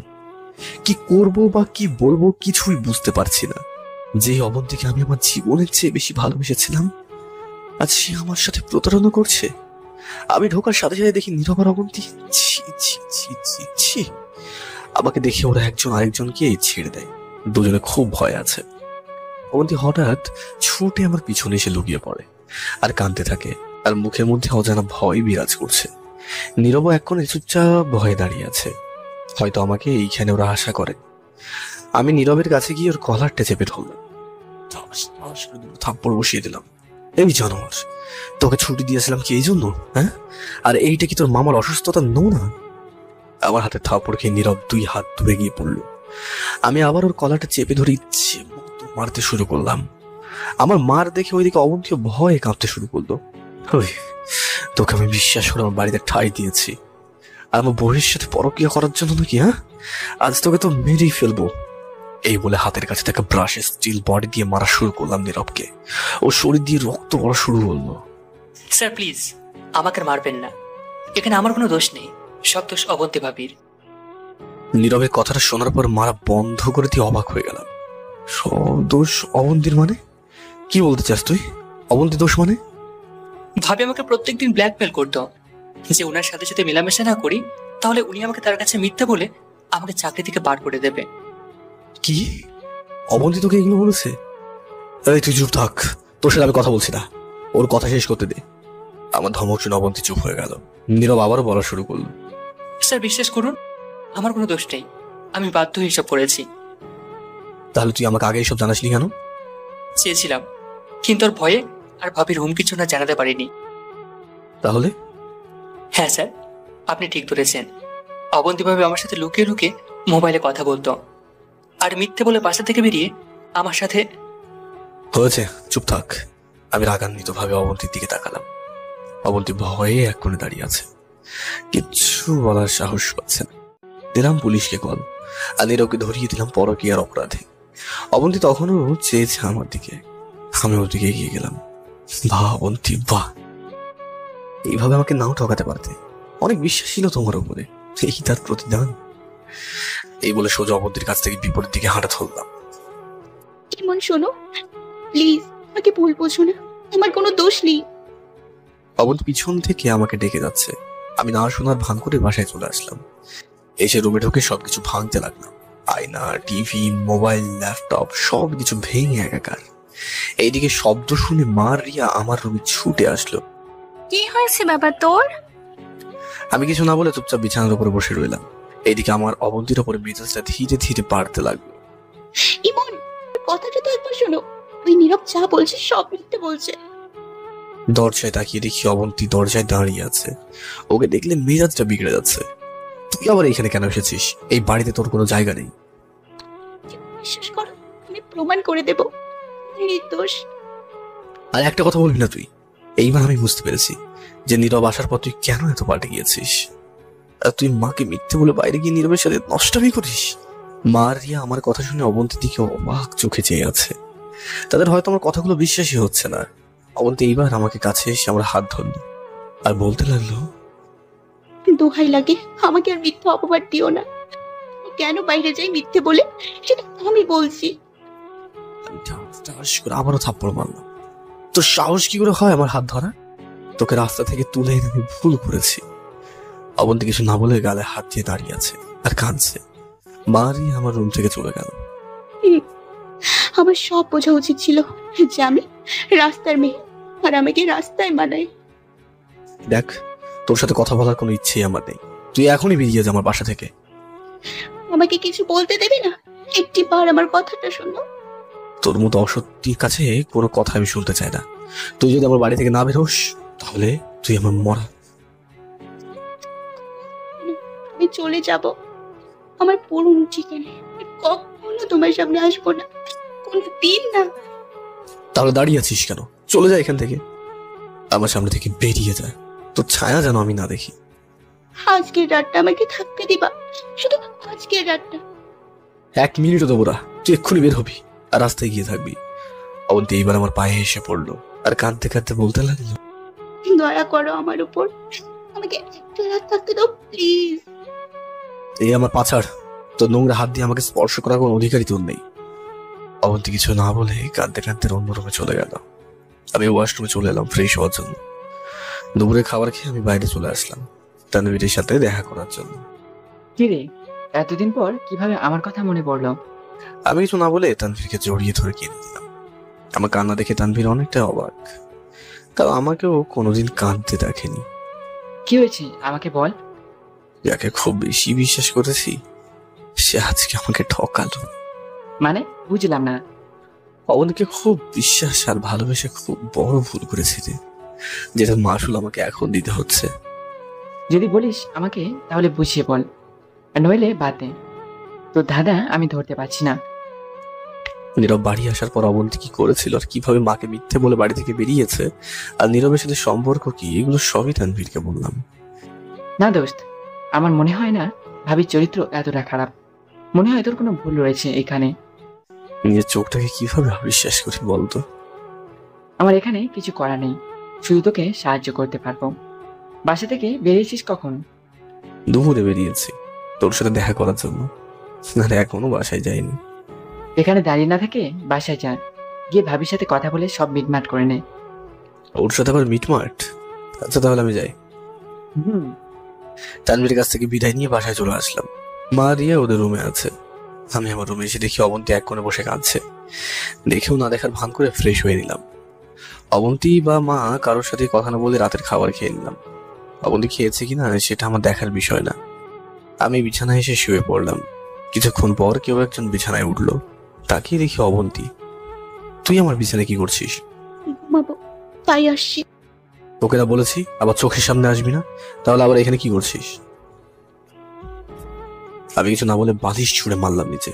রাস্তার মেয়ে, রাস্তার পরিবেশে থাক, বেশি বাড়াবাড়ি করবি না। কথাগুলো বলার সময় অবন্তী কাঁদছিল। কিছুক্ষণ পর কাঁদতে কাঁদতে বিছানা থেকে নেমে গেল অবন্তী। আমি আমার মতো ঘুমিয়ে পড়লাম। মাঝরাতে অনুভব করলাম কেউ একজন আমার গালে আর কপালে স্পর্শ করছে। ঘুম ভারী হওয়ার কারণে চোখ মেলে তাকাতে পারলাম না। সকালে ঘুম থেকে উঠে দেখি নিচে অবন্তী নেই। কিছু না ভেবে ওয়াশরুমে ফ্রেশ হতে চলে গেলাম। ফ্রেশ হয়ে এসে নাস্তা করে নিলাম, কিন্তু অবন্তীকে দেখতে পেলাম না। নাস্তা শেষ করে রুমে চলে আসলাম। এসে বিছানাটা গোছানোর সময় একটা কাগজ নজরে আসলো। কাগজটা খুলে দেখি কিছু লেখা। এইগুলো আবার কিসে লেখা? পড়ি তো কি লেখা আছে। পড়তে শুরু করলাম। জানি না তুমি চিঠিটা পড়বে কিনা, জানি হয়তো পড়বে না।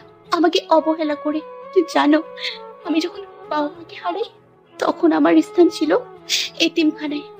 আর আমি যখন তোমাকে নিজের স্বামী হিসেবে পেয়েছিলাম তখন আমার সব কষ্ট নিমিষেই দূর হয়ে গিয়েছিল। কিন্তু ভাগ্যের কি নির্মম পরিহাস, খোদার হয়তো আমার সেই সুখটা পছন্দই হয়নি, তাই আমাকে এইভাবে দূরে ঠেলে দিয়েছে তোমার কাছ থেকে। এমন আমি আমাদের মেয়েদের কসম খেয়ে বলছি, নীরব কাল যা বলেছে সব মিথ্যে বলেছে। অনেক প্রশ্ন জাগছে যে আমাদের মেয়ে মানে, হ্যাঁ ইমন আমি প্রেগনেন্ট, আর আমি তোমাদের এই ব্যাপারটা কিছুই জানাইনি সারপ্রাইজ দিব বলে। কিন্তু সবচেয়ে বড় সারপ্রাইজটা যে আমি পেয়ে গেলাম। মা বাবাকে মিথ্যে বলে আমি বাইরে যাওয়ার কারণ হচ্ছে আমার প্রেগনেন্সি চেক আপ করানোর জন্য, আর তুমি আমাকে কত নিচে নামিয়ে দিলে। নীরবের লালসার শিকার হয়েছি আমি অনেক আগেই, আর নীরবের এই বাড়িতে আসার কারণ হচ্ছে আমাদের মাঝে দূরত্ব বাঁধানো। কিন্তু তুমি সেটা বুঝতে পারলে না। কাল আমাকে তোমার ফোন দিয়ে নীরব কল দিয়েছে আর বলেছিল আমাদের ফ্ল্যাটে যেতে, তাই আমি গিয়েছি। আর তখন তুমি এসছো আর আমাকে ভুল বুঝতে শুরু করলে। আমি কিছুই বলতে চাই না, আমি কিছু প্রমাণ রেখে যাচ্ছি, তোমার মোবাইলটা চেক করলেই বুঝতে পারবে। আর আলমারির মধ্যে আমার রিপোর্ট আছে, পারলে চেক করে নিও। আর ভালো থেকো, আর নিজের যত্ন নিও। প্রতিদিন অফিসে গিয়ে দুপুরের খাবার খাবে। এখন তো আর আমি নেই, তাই আর বলতেও পারবো না। আমি তোমার থেকে অনেক দূরে চলে যাচ্ছি, আমাকে ক্ষমা করে দাও। এটি তোমার অসতী বউ।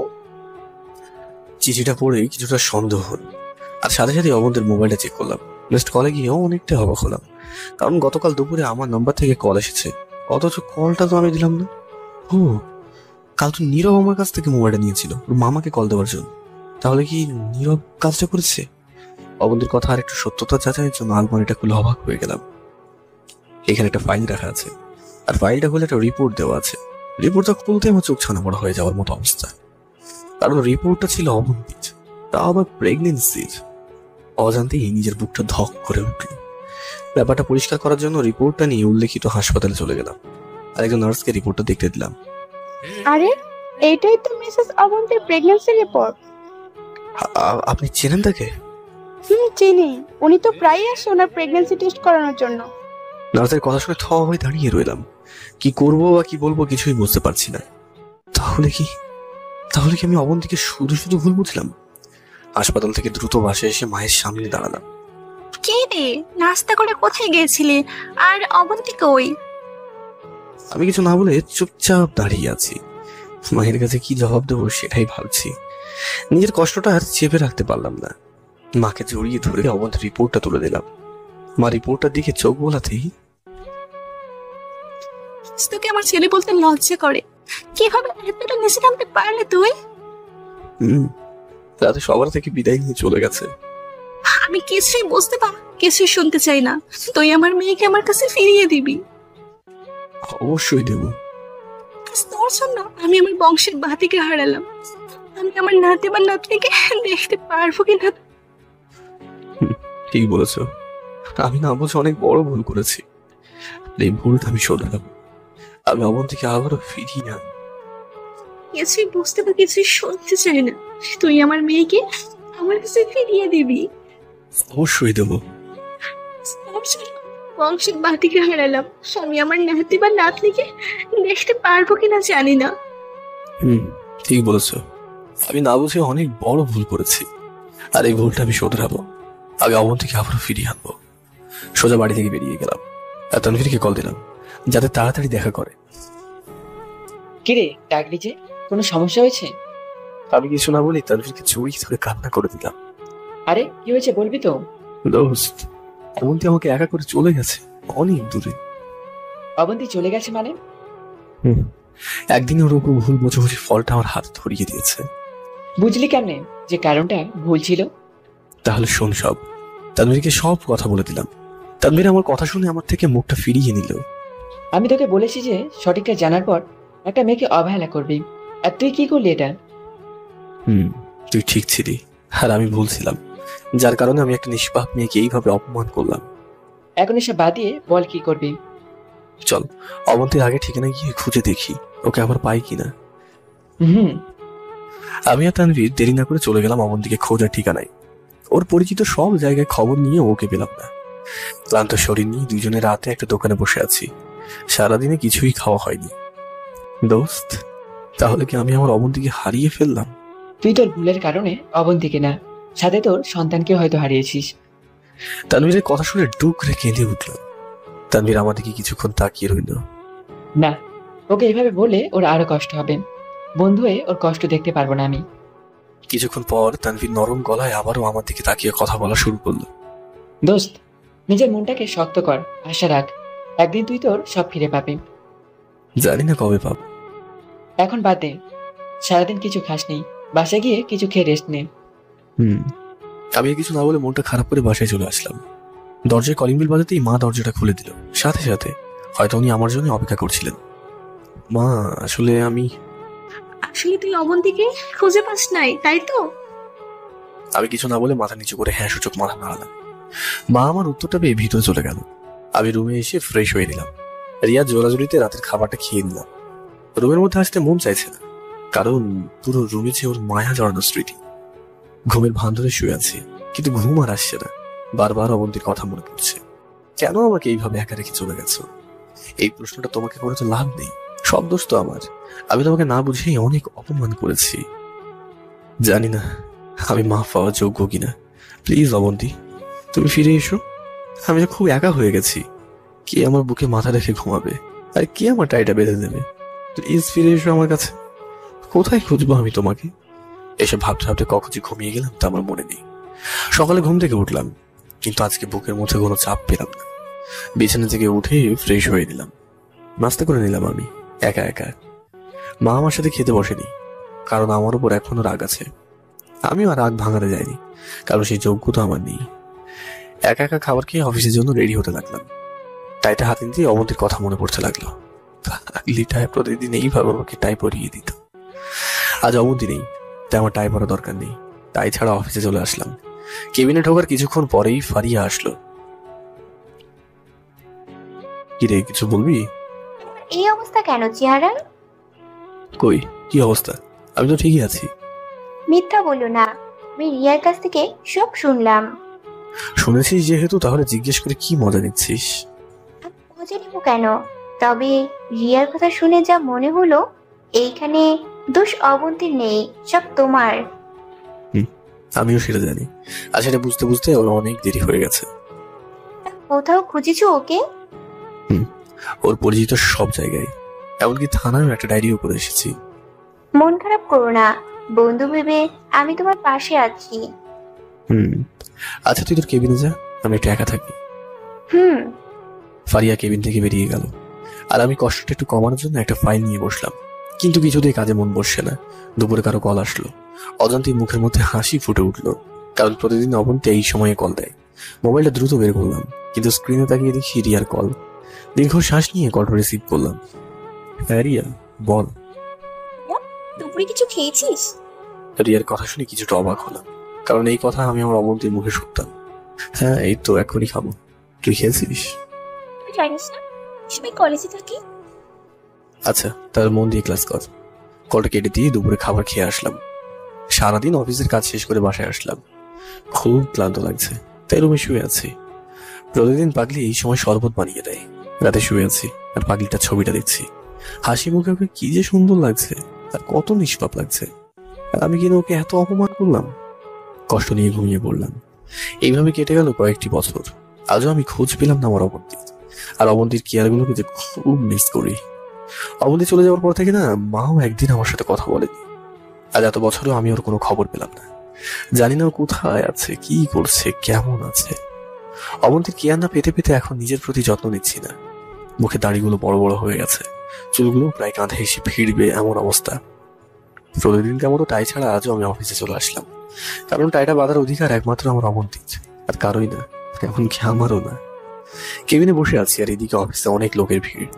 ভিড় হওয়ার কারণ হচ্ছে অফিসে লোক নিয়োগ দেওয়া হচ্ছে, তাই এর মধ্যে একজন উচ্চপদস্থ কর্মকর্তা লাগবে, এবং তার ইন্টারভিউ আমি নেব। স্যার, ভিতরে আসবো? দরজার দিকে তাকিয়ে দেখছি একটা লোক দাঁড়িয়ে আছে। হ্যাঁ, আসুন। লোকটা আমার সামনে এসে দাঁড়ালো, আর আমার দিকে অপলক ভাবে তাকিয়ে রইল, যে আমাকে দেখছে আর কি জানি মেলাচ্ছে। কি হলো, এইভাবে কি দেখছেন? না না স্যার, কিছু না। দাঁড়িয়ে না থেকে বসুন। লোকটা আমার সামনে চেয়ারে বসলো। উনি ওনার ফাইলটা আমার হাতে দিল। আমিও চেক করতে লাগলাম। লোকটার নাম আকাশ। তো আকাশ সাহেব, আপনার তো রেজাল্ট ভালো, তো অন্য কোথাও চাকরি খুঁজেছেন? হ্যাঁ স্যার, আগে একটা কোম্পানিতে চাকরি করেছিলাম। তা ওইখান থেকে চলে আসছেন কেন? কোম্পানিটা আগে খুব ভালো ছিল, কিন্তু সাম্প্রতিক ওইটার খুব বদনাম হয়ে যায়, আর খুব লোকসান হয়। ঠিকমতো কর্মকর্তাদের বেতন দিতে পারছে না। ও, তা আপনার কথাগুলো ভালো লেগেছে, আর আপাতত যেহেতু অভিজ্ঞতাও আছে, তাহলে আমার কোনো আপত্তিও নেই। ধন্যবাদ স্যার। তাহলে আপনি কাল থেকে নিয়মিত অফিসে আসবেন। জি স্যার, তাহলে আমি আসি। ওকে। আকাশ লোকটা চলে গেল কেবিন থেকে। আমি আমার মতো কাজ করতে লাগলাম। কিছুক্ষণ পর ফারিয়া আসলো কেবিনে। খুব বিজি নাকি? না, আসলে তেমন কোনো কাজ নেই। কেন, কিছু বলবি? না, এমনি কথা বলার জন্য এসেছি। ও আচ্ছা। আচ্ছা, তুমি শেভ আর চুল কাটো না কেন? অভ্যাসে পরিণত হয়ে গেছে, বড় রাখা, তাই আর করা হয়নি। তুমি তো আগে এমনটা করো নাই, আর তোমাকে এইভাবে দেখতে খারাপ লাগছে। নিজের যত্নটাও তো নিতে পারো। যত্ন শব্দটা জীবন থেকে হারিয়ে ফেলছি যেদিন হারিয়েছি আমার অবন্তীকে, তাই আর যত্নের সাথে থাকা হয়নি। যদি না পাও অবন্তীকে, তাহলে কি এইভাবেই থাকবে? জানি না পাবো কিনা, আর যদি না পাই তাহলে নিজের মধ্যে আর কোনো পরিবর্তন নিয়ে আসবো না। জানি না অবন্তীকে পাবে কিনা, তবে এই আশা দিতে পারি যে যদি সত্যিকারের ভালোবাসা থেকে থাকে তাহলে ঠিকই পাবা। আজ অনেকটা বছর আমি ওকে ছাড়া কাটিয়ে দিলাম, ওকে হারিয়েছি তো নিজের ভুলেই। কষ্ট পেও না, দেখবে একদিন ঠিকই একদিন ওকে খুঁজে পাবে। সেই দিনটার জন্য অপেক্ষা করছি আমি। আজকের মতো অফিসের কাজ শেষ করে বাসায় চলে আসলাম। রাতে খাবার খেয়ে শুয়ে রইলাম, এমন সময় তানভীরের কল আসলো। হ্যাঁ বন্ধু বল। দোস্ত, আমি আজকে অনেক খুশি। এত খুশি আমি আগে কোনোদিনই হইনি। তা কারণটা কি খুশির? দোস্ত, যার সাথে এতদিন লুকিয়ে লুকিয়ে প্রেম করেছি, এবার তাকে কাছে পেয়েছি। মানে কি বলছিস? আরে বেটা, আমার বিয়ে ঠিক হয়ে গেছে। বাহ, এটা তো খুব খুশির খবর। আর আমি আমার খুশিটা তোর সাথে ভাগাভাগি করে নিতে চাই। মানেটা বুঝলাম না। আরে তুই কাল সকালে আমাদের বাসে আসবি, আর কাল আমার গায়ে হলুদ। তুই আমার বন্ধু, তুই দাওয়াত না দিলেও চলে আসবো। গুড। আর আমার বিয়ের সব দায়িত্ব তোর উপর দিয়ে দিলাম। তা কি করছিস? এই তো রুমে দরজা আটকে ড্যান্স দিচ্ছি ভাইদের সাথে। পারিস বটে তুই। ওকে দোস্ত, পরে কথা বলি, একটু কাজ করব। আর তুই সকালে এসে পড়বি এখানে। আচ্ছা আসবো। কলটা কেটে দিয়ে তানভীরের খুশিটা নিজের মধ্যে নেওয়ার চেষ্টা করলাম। ঠিক আমিও এইভাবে খুশি হয়েছিলাম যখন অবন্তীকে নিজের করে পেয়েছিলাম, কিন্তু ভাগ্যের কি দশা যে ওকে পেয়েও নিজের করে পেলাম না। যাই হোক, অফিসে কাজ শেষ করে বাসায় আসলাম। আজ অনেকটা বছর একা একা কাটিয়ে দিলাম, কিন্তু অবন্তীর কোনো খবর পেলাম না। জানি না কই আছে, কি করছে আর কি খাচ্ছে। হয়তো এতদিনে আমার সন্তানটা কথা বলাও শিখে গেছে। আজ ওরা তো অবন্তীর কথা ভেবে বালিশ ভিজিয়ে ঘুমিয়ে গেল। সকালে উঠে আর অফিসে গেলাম না, তানভীরের বাসার উদ্দেশ্যে যাওয়ার জন্য রেডি হয়ে নিলাম। কি ভাইয়া, কোথাও যাচ্ছিস নাকি? তানভীরের বিয়েতে যাচ্ছি। ও আচ্ছা, তো চুলার দাঁড়াগুলো কাটলেই তো পারিস। রিয়ার কথায় কান্না দিয়ে চলে আসলাম। তানভীরের বাসায় এসে দেখি প্যাটা শুয়ে আছে। আমাকে দেখে আমার কাছে ছুটে আসলো। কি রে, কবে এত বড় হয়ে গেলি যে এখন বিয়ে করছিস? তোর চোখে কি আমি ছোট নাকি? আমার কি বিয়ের বয়স হয়নি? কয়দিন আগেও তো তোরে দেখলাম উলঙ্গ অবস্থায় পুকুরে গোসল করছিস, এখন বিয়ে করছিস? দিলি তো পাঠক পাঠিকাদের সামনে ইজ্জতের 12টা বাজিয়ে। সত্যিটা তো বললাম, এটা আবার ইজ্জতের কি হলো? আমি জানি তোর সাথে কথা বললে আজ আমার বিয়ের 12টা বাজবে। এখন ভিতরে চল। চল। তানভীরের বিয়ের সব দায়িত্ব নিজের উপর নিয়ে বিয়েটা ভালোই ভালো শেষ করলাম। বাসায় এসে নিজের রুমে শুয়ে রইলাম আর অবন্তীর ছবিটা দেখছি। জানি না অবন্তীকে সারা জীবন দেখলেও এই রূপের ত্রুটি হবে কিনা। এমন সময় কেউ একজন হাত থেকে ছবিটা টান দিয়ে নিয়ে যায়।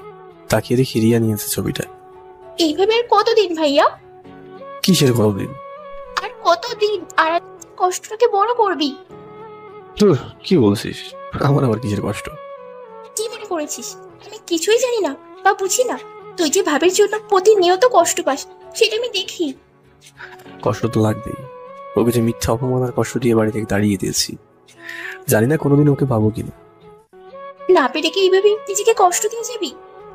তাছাড়া আর আমার কিছু করার নেই। হয়তো আমি আমার পাপের শাস্তি পাচ্ছি। দিয়া কিছু না বলে রুম থেকে চলে গেল। হয়তো আমার কথাগুলোর খারাপ লেগেছে। রাতে খাবার খেয়ে ঘুমিয়ে পড়লাম আর বুকের মধ্যে ছিল আমার পাগলিটা ছবি। সকালে রেডি হয়ে অফিসে চলে আসলাম। অফিসের কাজগুলো যেন বড্ড অচেনা লাগছে। কেবিনে বসে বসে মোবাইল টিপছি, কিছুতেই যেন মন বসছে না। স্যার ভেতরে আসবো? দরজা দিকে তাকিয়ে দেখি আকাশ সাহেব দাঁড়িয়ে আছে। আরে মিস্টার আকাশ সাহেব, আসুন আসুন। আকাশ কেবিনে ঢুকে আমার সামনে এসে বসলো। তা কিছু বলবেন? আসলে স্যার আমি বলার জন্য আসিনি, আমি আপনাকে ইনভাইট করতে এসেছি। কিসের ইনভাইট? আসলে স্যার আজকে আমার মেয়ের জন্মদিন আর বাসায় অনুষ্ঠান করব। যদি আপনি আসেন তাহলে খুশি হব। ও আচ্ছা, আপনি যেহেতু বলেছেন তাহলে তো অবশ্যই যাব। ধন্যবাদ স্যার। তা আপনার মেয়ের নাম কি? ওর নাম অবনী। আকাশ সাহেবের মুখ থেকে নামটা শুনে কিছু স্থির হয়ে রইলাম, কারণ নামটা পুরোপুরি না মিললেও অধিকাংশ মিল রয়েছে আমার অবন্তীর সাথে। কি হলো স্যার, কিছু বলছেন না কেন? বাহ, খুব সুন্দর নাম। ওকে তাহলে অফিসের কাজ শেষ করে আপনার বাসায় যাবো, ঠিক আছে? Okay sir. জানেন স্যার, আপনার চেহারার সাথে আমার মেয়ের খুব মিল আছে। তাই নাকি? হ্যাঁ, প্রথম যখন আপনাকে দেখি তখন মনে হয়েছে অবনীর আরেক রূপ। ও আচ্ছা, তাহলে স্যার আমি আমার কেবিনে যাই। যান। আকাশের কেবিনে যাওয়ার পরপরই ফারিয়া আসলো। তুমি গত 2 দিন অফিসে আসো নাই কেন? আমার ফ্রেন্ড তানভীরের বিয়েতে গিয়েছিলাম। ও, তা আকাশ সাহেব তোমার কেবিনে কেন আসলো? ওনার মেয়ে জন্মদিনে আমাদের ইনভাইট করতে এসেছে। এত দাওয়াত খেলে তো মোটা হয়ে যাবে। সবাই ইনভাইট করছে, এতে আমার এত কি করার আছে? সেটাও ঠিক। আচ্ছা, এখন তুই তোর কেবিনে যা, আমি কিছু কাজ করি। এই বলে মোবাইলটা রেখে দিয়ে কাজে মনোযোগ দিলাম। অফিসের কাজ শেষ করে আকাশের সাথে ওনার বাসায় আসলাম। পুরো বাসা তো মেহমানের মেলা বইছে। আকাশ আমাকে একটা রুম দিয়ে দিয়েছে রেস্ট নেওয়ার জন্য। আমি শুয়ে শুয়ে মোবাইল টিপছি। কিছুক্ষণ পর আকাশ আমাকে ডেকে অনুষ্ঠানে নিয়ে গেল। এমন সময় একটা মেয়ে বাবাই বলে দৌড়ে এসে আকাশের কোলে উঠলো। আকাশ মেয়েটাকে বুকে জড়িয়ে আদর করতে লাগলো। আকাশ সত্যিই বলেছে, মেয়েটা দেখতে অনেকটাই আমার মতো। তো দেরি করলে কেন? সরি মামুনি, তোমার জন্য উপহার আনতে দেরি হয়ে গেছে। কি আচ্ছা, উপহার এনেছো? কি এনেছো দেখি? পরে দেখাবো, এখন না। এটা সারপ্রাইজ থাকুক।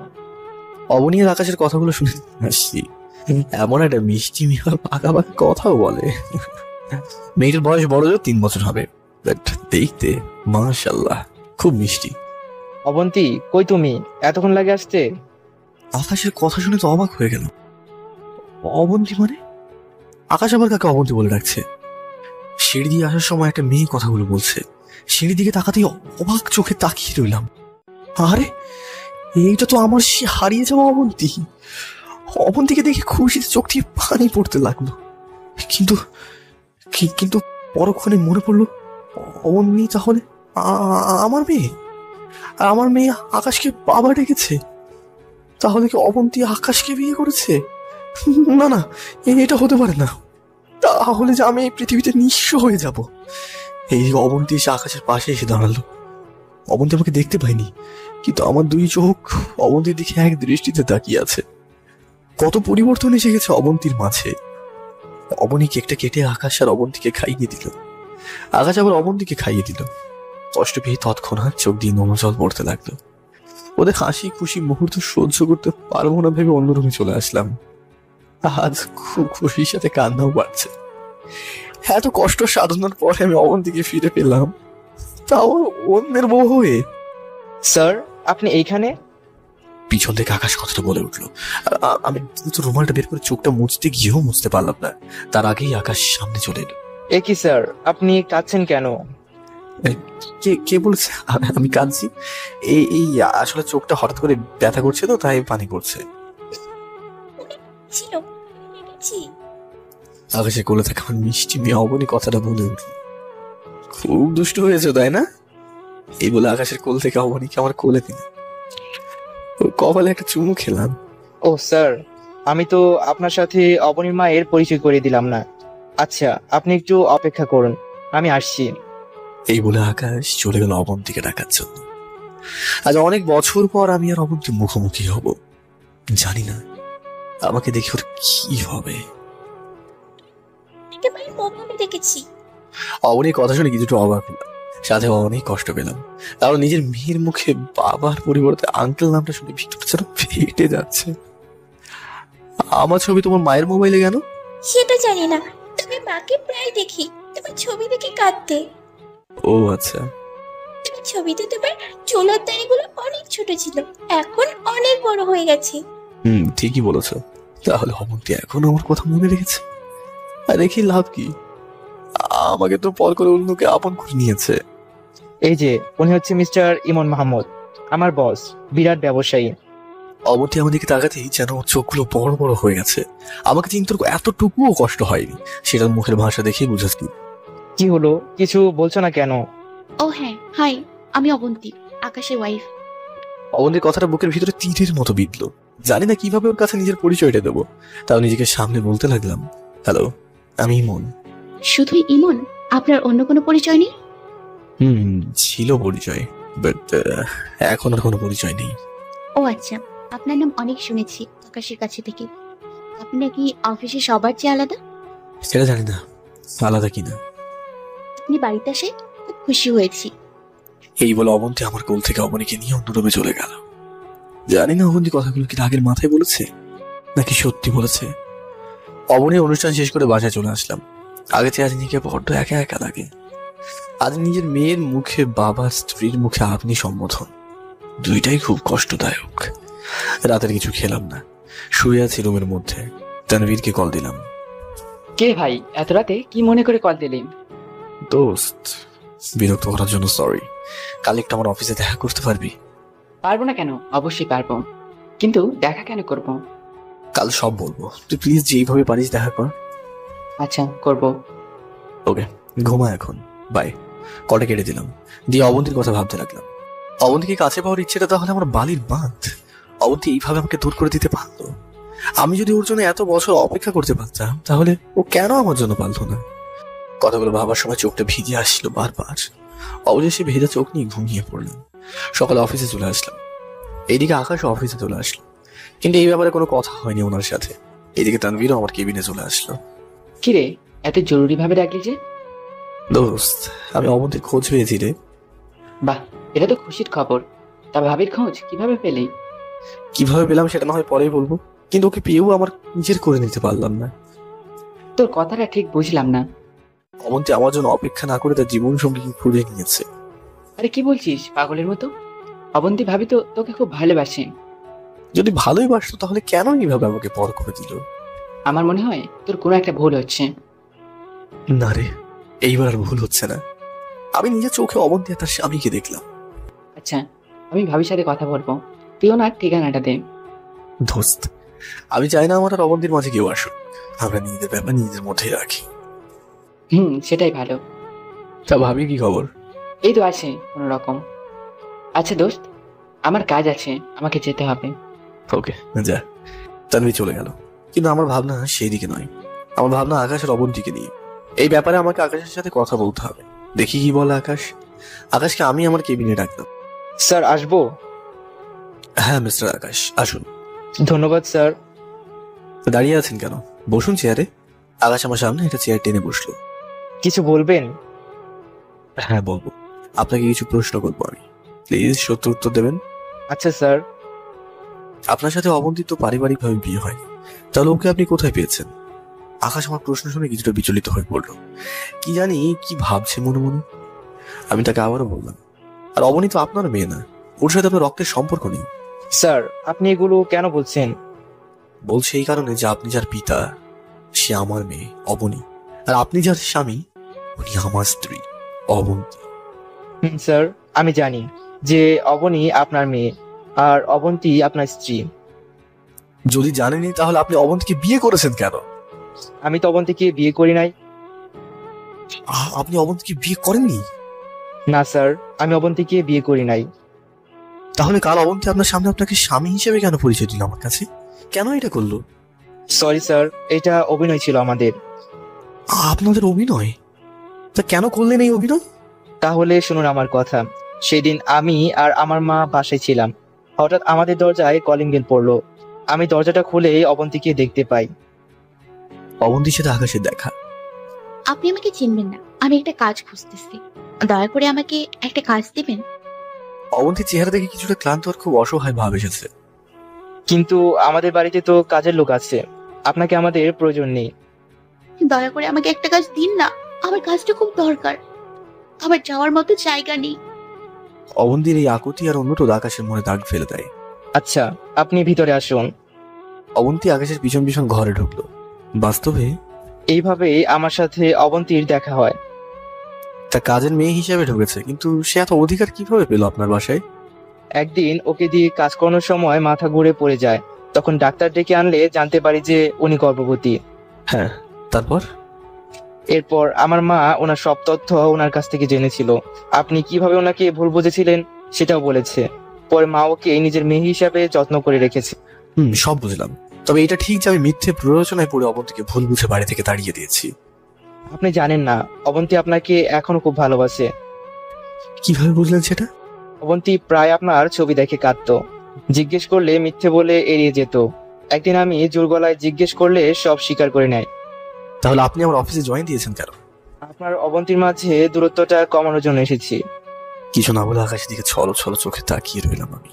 আর কালকে অভিনয়ের জন্য আমি সরি, কারণ অবন্তী আমাকে এটা করতে বলেছিল। শুধু আমাকে নয়, অবনীকেও আপনার ছবি দেখিয়ে বলেছে যাতে আপনাকে অন্য কিছু ডাকে। আমাকে কষ্ট দিয়ে তাহলে ওর লাভটা কি হলো? অবন্তী মনে আপনার জন্য পাহাড় সমান অভিমান জমে আছে, তাই হয়তো সেটার বহিঃপ্রকাশ করছে। আমি এবার কিছু না বলে আকাশের হাতটা ধরে কেঁদেই দিলাম। এ কি স্যার, আপনি কাঁদছেন কেন? আপনি আমাদের উপকার করেছেন, সেটা হচ্ছে আমি কি বলে আপনাকে ধন্যবাদ দেব সেটা আমার জানা নেই। থাক, আর ধন্যবাদ দিয়ে আমাকে ছোট করবেন না।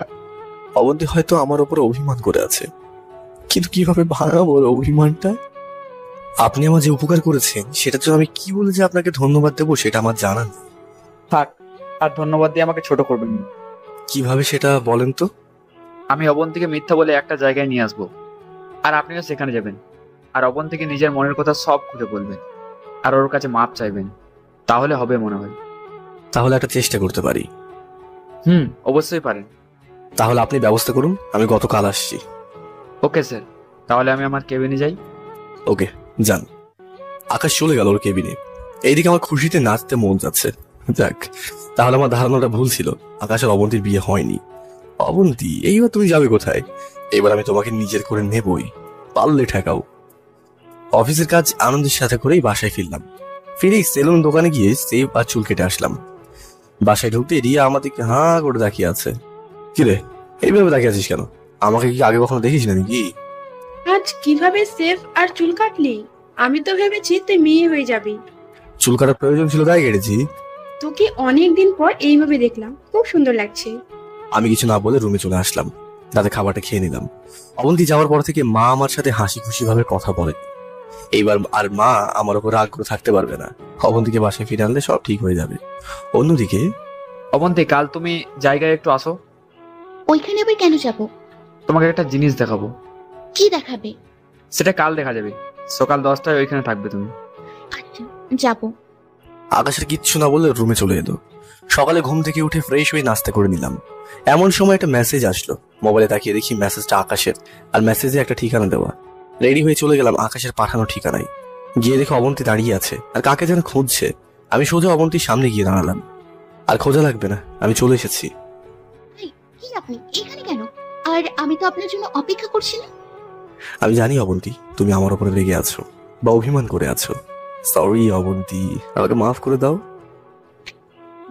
এগুলো কি বলছেন? আমি আপনার উপর রাগ কেন করব? আর কিসের মাপের কথা বলছেন? জেনেও না জানার ভান তো ভালোই করতে শিখেছো। প্লিজ, আমি আমার ভুল বুঝতে পেরেছি, আমাকে কি মাফ করা যায় না? আপনার মনে হয় মাথায় সমস্যা আছে, তাই এগুলো বলছেন। আচ্ছা, আমি যাই। অবন্তী পাশ কেটে যাওয়ার সময় আমি তার হাতটা ধরে ফেলি। দেখুন, আপনি কিন্তু মাত্রা ছাড়িয়ে যাচ্ছেন। আমার হাত ছাড়ুন। আমার কথাটা তো শুনবে অবন্তী। আপনার সাথে আমার কোনো কথা নেই। আর আপনি লজ্জা করছেন অপরিচিত একটা মেয়ের হাত ধরতে? কে বলেছে তুমি আমার অপরিচিত? তুমি তো আমার সবচেয়ে আপন।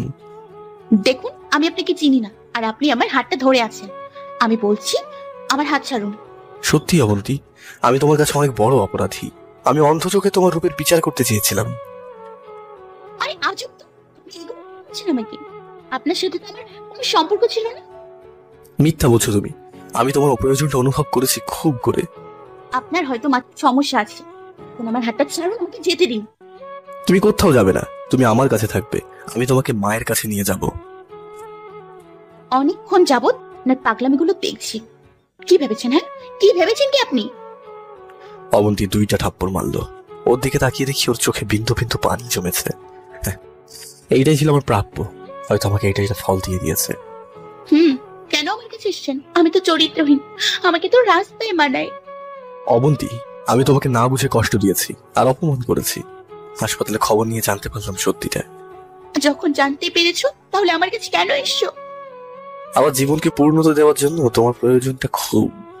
আমি আমার ভুলটা বুঝতে পেরেছি অবন্তী। তোমার প্রতি আমার কোনো আগ্রহ নেই, তুমি চলে যাও। আমাকে আমার সংসার নিয়ে সুখে থাকতে দাও। আর মিথ্যে বলার দরকার নেই। আকাশ আমাকে সব বলেছে, তোমার সাথে ওর বিয়ে হয়নি। আর যদি আমার প্রতি আগ্রহ না থেকে থাকে, তাহলে কেন আমার ছবি দেখে প্রতি রাতে চোখের পানি ফেলো? কথাগুলো বলার সময় অবন্তী চোখ দিয়ে পানি পড়ছিল, বারবার টিস্যু দিয়ে সেটা মুছছিল। তোমার চোখের পানিগুলো বলছে যে তুমি আমাকে এখন অনেক অনেক ভালোবাসো। ওই আমি কাঁদছি, আমি চাই। আমার সাথে দেখা করার চেষ্টা করো না। তুমি না হয় আমাকে দূরে ঠেলে দিয়েছো, তাই বলে কি আমার মেয়েকেও আমার থেকে দূরে নিয়ে যাবে? আমি তোমাকে দূরে ঠেলে দেইনি, তুমি আমাকে ভুল বুঝে দূরে সরিয়ে দিয়েছো। তার জন্য আজ আমার এই পরিণতি। আমি সত্যিই তোমাকে ভালোবাসি। আমার পুরো রুম জুড়ে তোমার স্মৃতি দেখতে পায়। আমাকে পারলে ক্ষমা করে দাও। অবন্তী, অবন্তী দাঁড়াও প্লিজ, আমাকে একবার সুযোগ দাও। অবন্তী কিছু না বলেই হাঁটতে লাগলো। এবার নিজের রাগটা ধরে রাখতে পারলাম না। ব্লেজারের বুকে থাকা চিকন আলপিনটা নিয়ে হাতের মধ্যে সজোরে আঘাত করলাম। সাথে সাথে হাত থেকে রক্ত ছিটকে পড়তে লাগলো। ও, আমার চিৎকারের শব্দ শুনে অবন্তী পিছনে ফিরে দেখে হাতটা রক্তের রং ধারণ করেছে। অবন্তী দৌড়ে আমার কাছে আসলো। পাগল নাকি তুমি? এইভাবে নিজের কেউ ক্ষতি করে? অবন্তী আমার হাতটা চেপে ধরেছে যাতে রক্ত পড়া বন্ধ হয়। ক্ষতি তো অনেক আগেই করেছি, এইটারও এমন কোনো ব্যাপার না আমার জন্য। তোমাকে আমি শরীরের কোনো ক্ষতি করার অধিকার দেইনি। ক্ষতি করার অধিকার শুধু আমার। আমি অবন্তীর কথায় উত্তর না দিয়ে ওর দিকে চেয়ে রইলাম। অবন্তী হঠাৎ আমাকে জড়িয়ে ধরে কান্না করা শুরু করে দেয়। তুমি আমাকে চিনতে পেরেছো। আমি অন্য কেউ না, তোমার সেই কুড়িয়ে পাওয়া মেয়ে অবন্তী। আমিও অবন্তীকে ধরে কেঁদে দিলাম। অবন্তীও আমাকে ধরে কাঁদছে। এই পাগলি, চোখের পানি মুছছো? এইভাবে কাঁদার কি আছে? হ্যাঁ, আমিও তোমাকে অনেক কষ্ট দিয়েছি, আর দেব না। আমাকেও মাফ করে দাও। দিব, একটা শর্তে। আগে বলো রাজি কিনা। রাজি আমি। বলো কি শর্ত? আমাকে ছেড়ে যাবে না তো কোনোদিন? আর অবনীকে নিয়ে আবার তোমার বাসায় যাব। আমার বাসা মানে? মানে তোমার শ্বশুর বাড়িতে যাব। সেখানে মা তোমার জন্য অপেক্ষা করছে। একটা প্যান্টিস করতে হবে। পাগলের মতো কাজ করো তুমি। তোমার জন্য তো সব আগলামি। একটা ফার্মেসিতে গিয়ে হাতটা ব্যান্ডেজ করে দিল অবন্তী, আর অবনীকে নিয়ে বাসার উদ্দেশ্যে রওনা দিলাম। গাড়ির মধ্যে অবনীর সাথে অনেক মজা করছি। জানতাম তুমি আমার বাবা, আর আজকে তোমাকে খুব সুন্দর লাগছে। তাই নাকি? তা আগে কেন আমাকে আঙ্কেল বলেছো? মা বলতে শিখিয়ে দিয়েছে, তাই বলেছি। তোমার মা তো পচা, তাই শিখিয়েছে। কি বলছো মা? বাবা মেয়ে মিলে কি এত কথা হচ্ছে শুনি? আর আমার নামে কি বদনাম হচ্ছে? হ্যাঁ, বাবা বলেছে তুমি নাকি খুব ভালো, আর আমিও ভালো। অবনী আর অবন্তীকে সাথে নিয়ে বাসায় আসলাম। কলিং বেল চাপ দিয়ে দাঁড়িয়ে আছি। রিয়া দরজাটা খুলে আমাদের দেখে তো অবাক হয়ে যায়। মা, ও মা, তাড়াতাড়ি আসো, দেখো কি আসছে। কে রে, এইভাবে ডাকছিস কেন? মা এসে অবন্তীর দিকে চোখ তুলে তাকাতে থ মেরে দাঁড়িয়ে রইল। এইদিকে অবন্তী মাকে জড়িয়ে ধরলো আর কাঁদছে। সরো। অবনী ওদের মাঝে গিয়ে কথাটা বললো। মা অবনীকে কোলে তুলে আদর করতে লাগলো। এইদিকে আমি তানভীর আর ফারিয়াকে কল দিলাম যাতে আমার বাসায় দ্রুত আসে। কলটা কেটে দিয়ে আমি জামা পরিবর্তন করলাম। আর অবন্তী ওইদিকে মা রিয়ার সাথে কি করছে সেটা জানি না। কিছুক্ষণ পর অবন্তী আর ফারিয়া একসাথে আসলো। কিরে, তোর একসাথে আসলি যে? আমি আসার সময় দেখি ফারিয়া তোদের গেট দিয়ে ঢুকছে, তাই একসাথে আসলাম। তা হঠাৎ দুপুরে ডেকেছো কেন? তোদের একটা সারপ্রাইজ দেবো, তাই ডেকেছি। কি সারপ্রাইজ দেবে?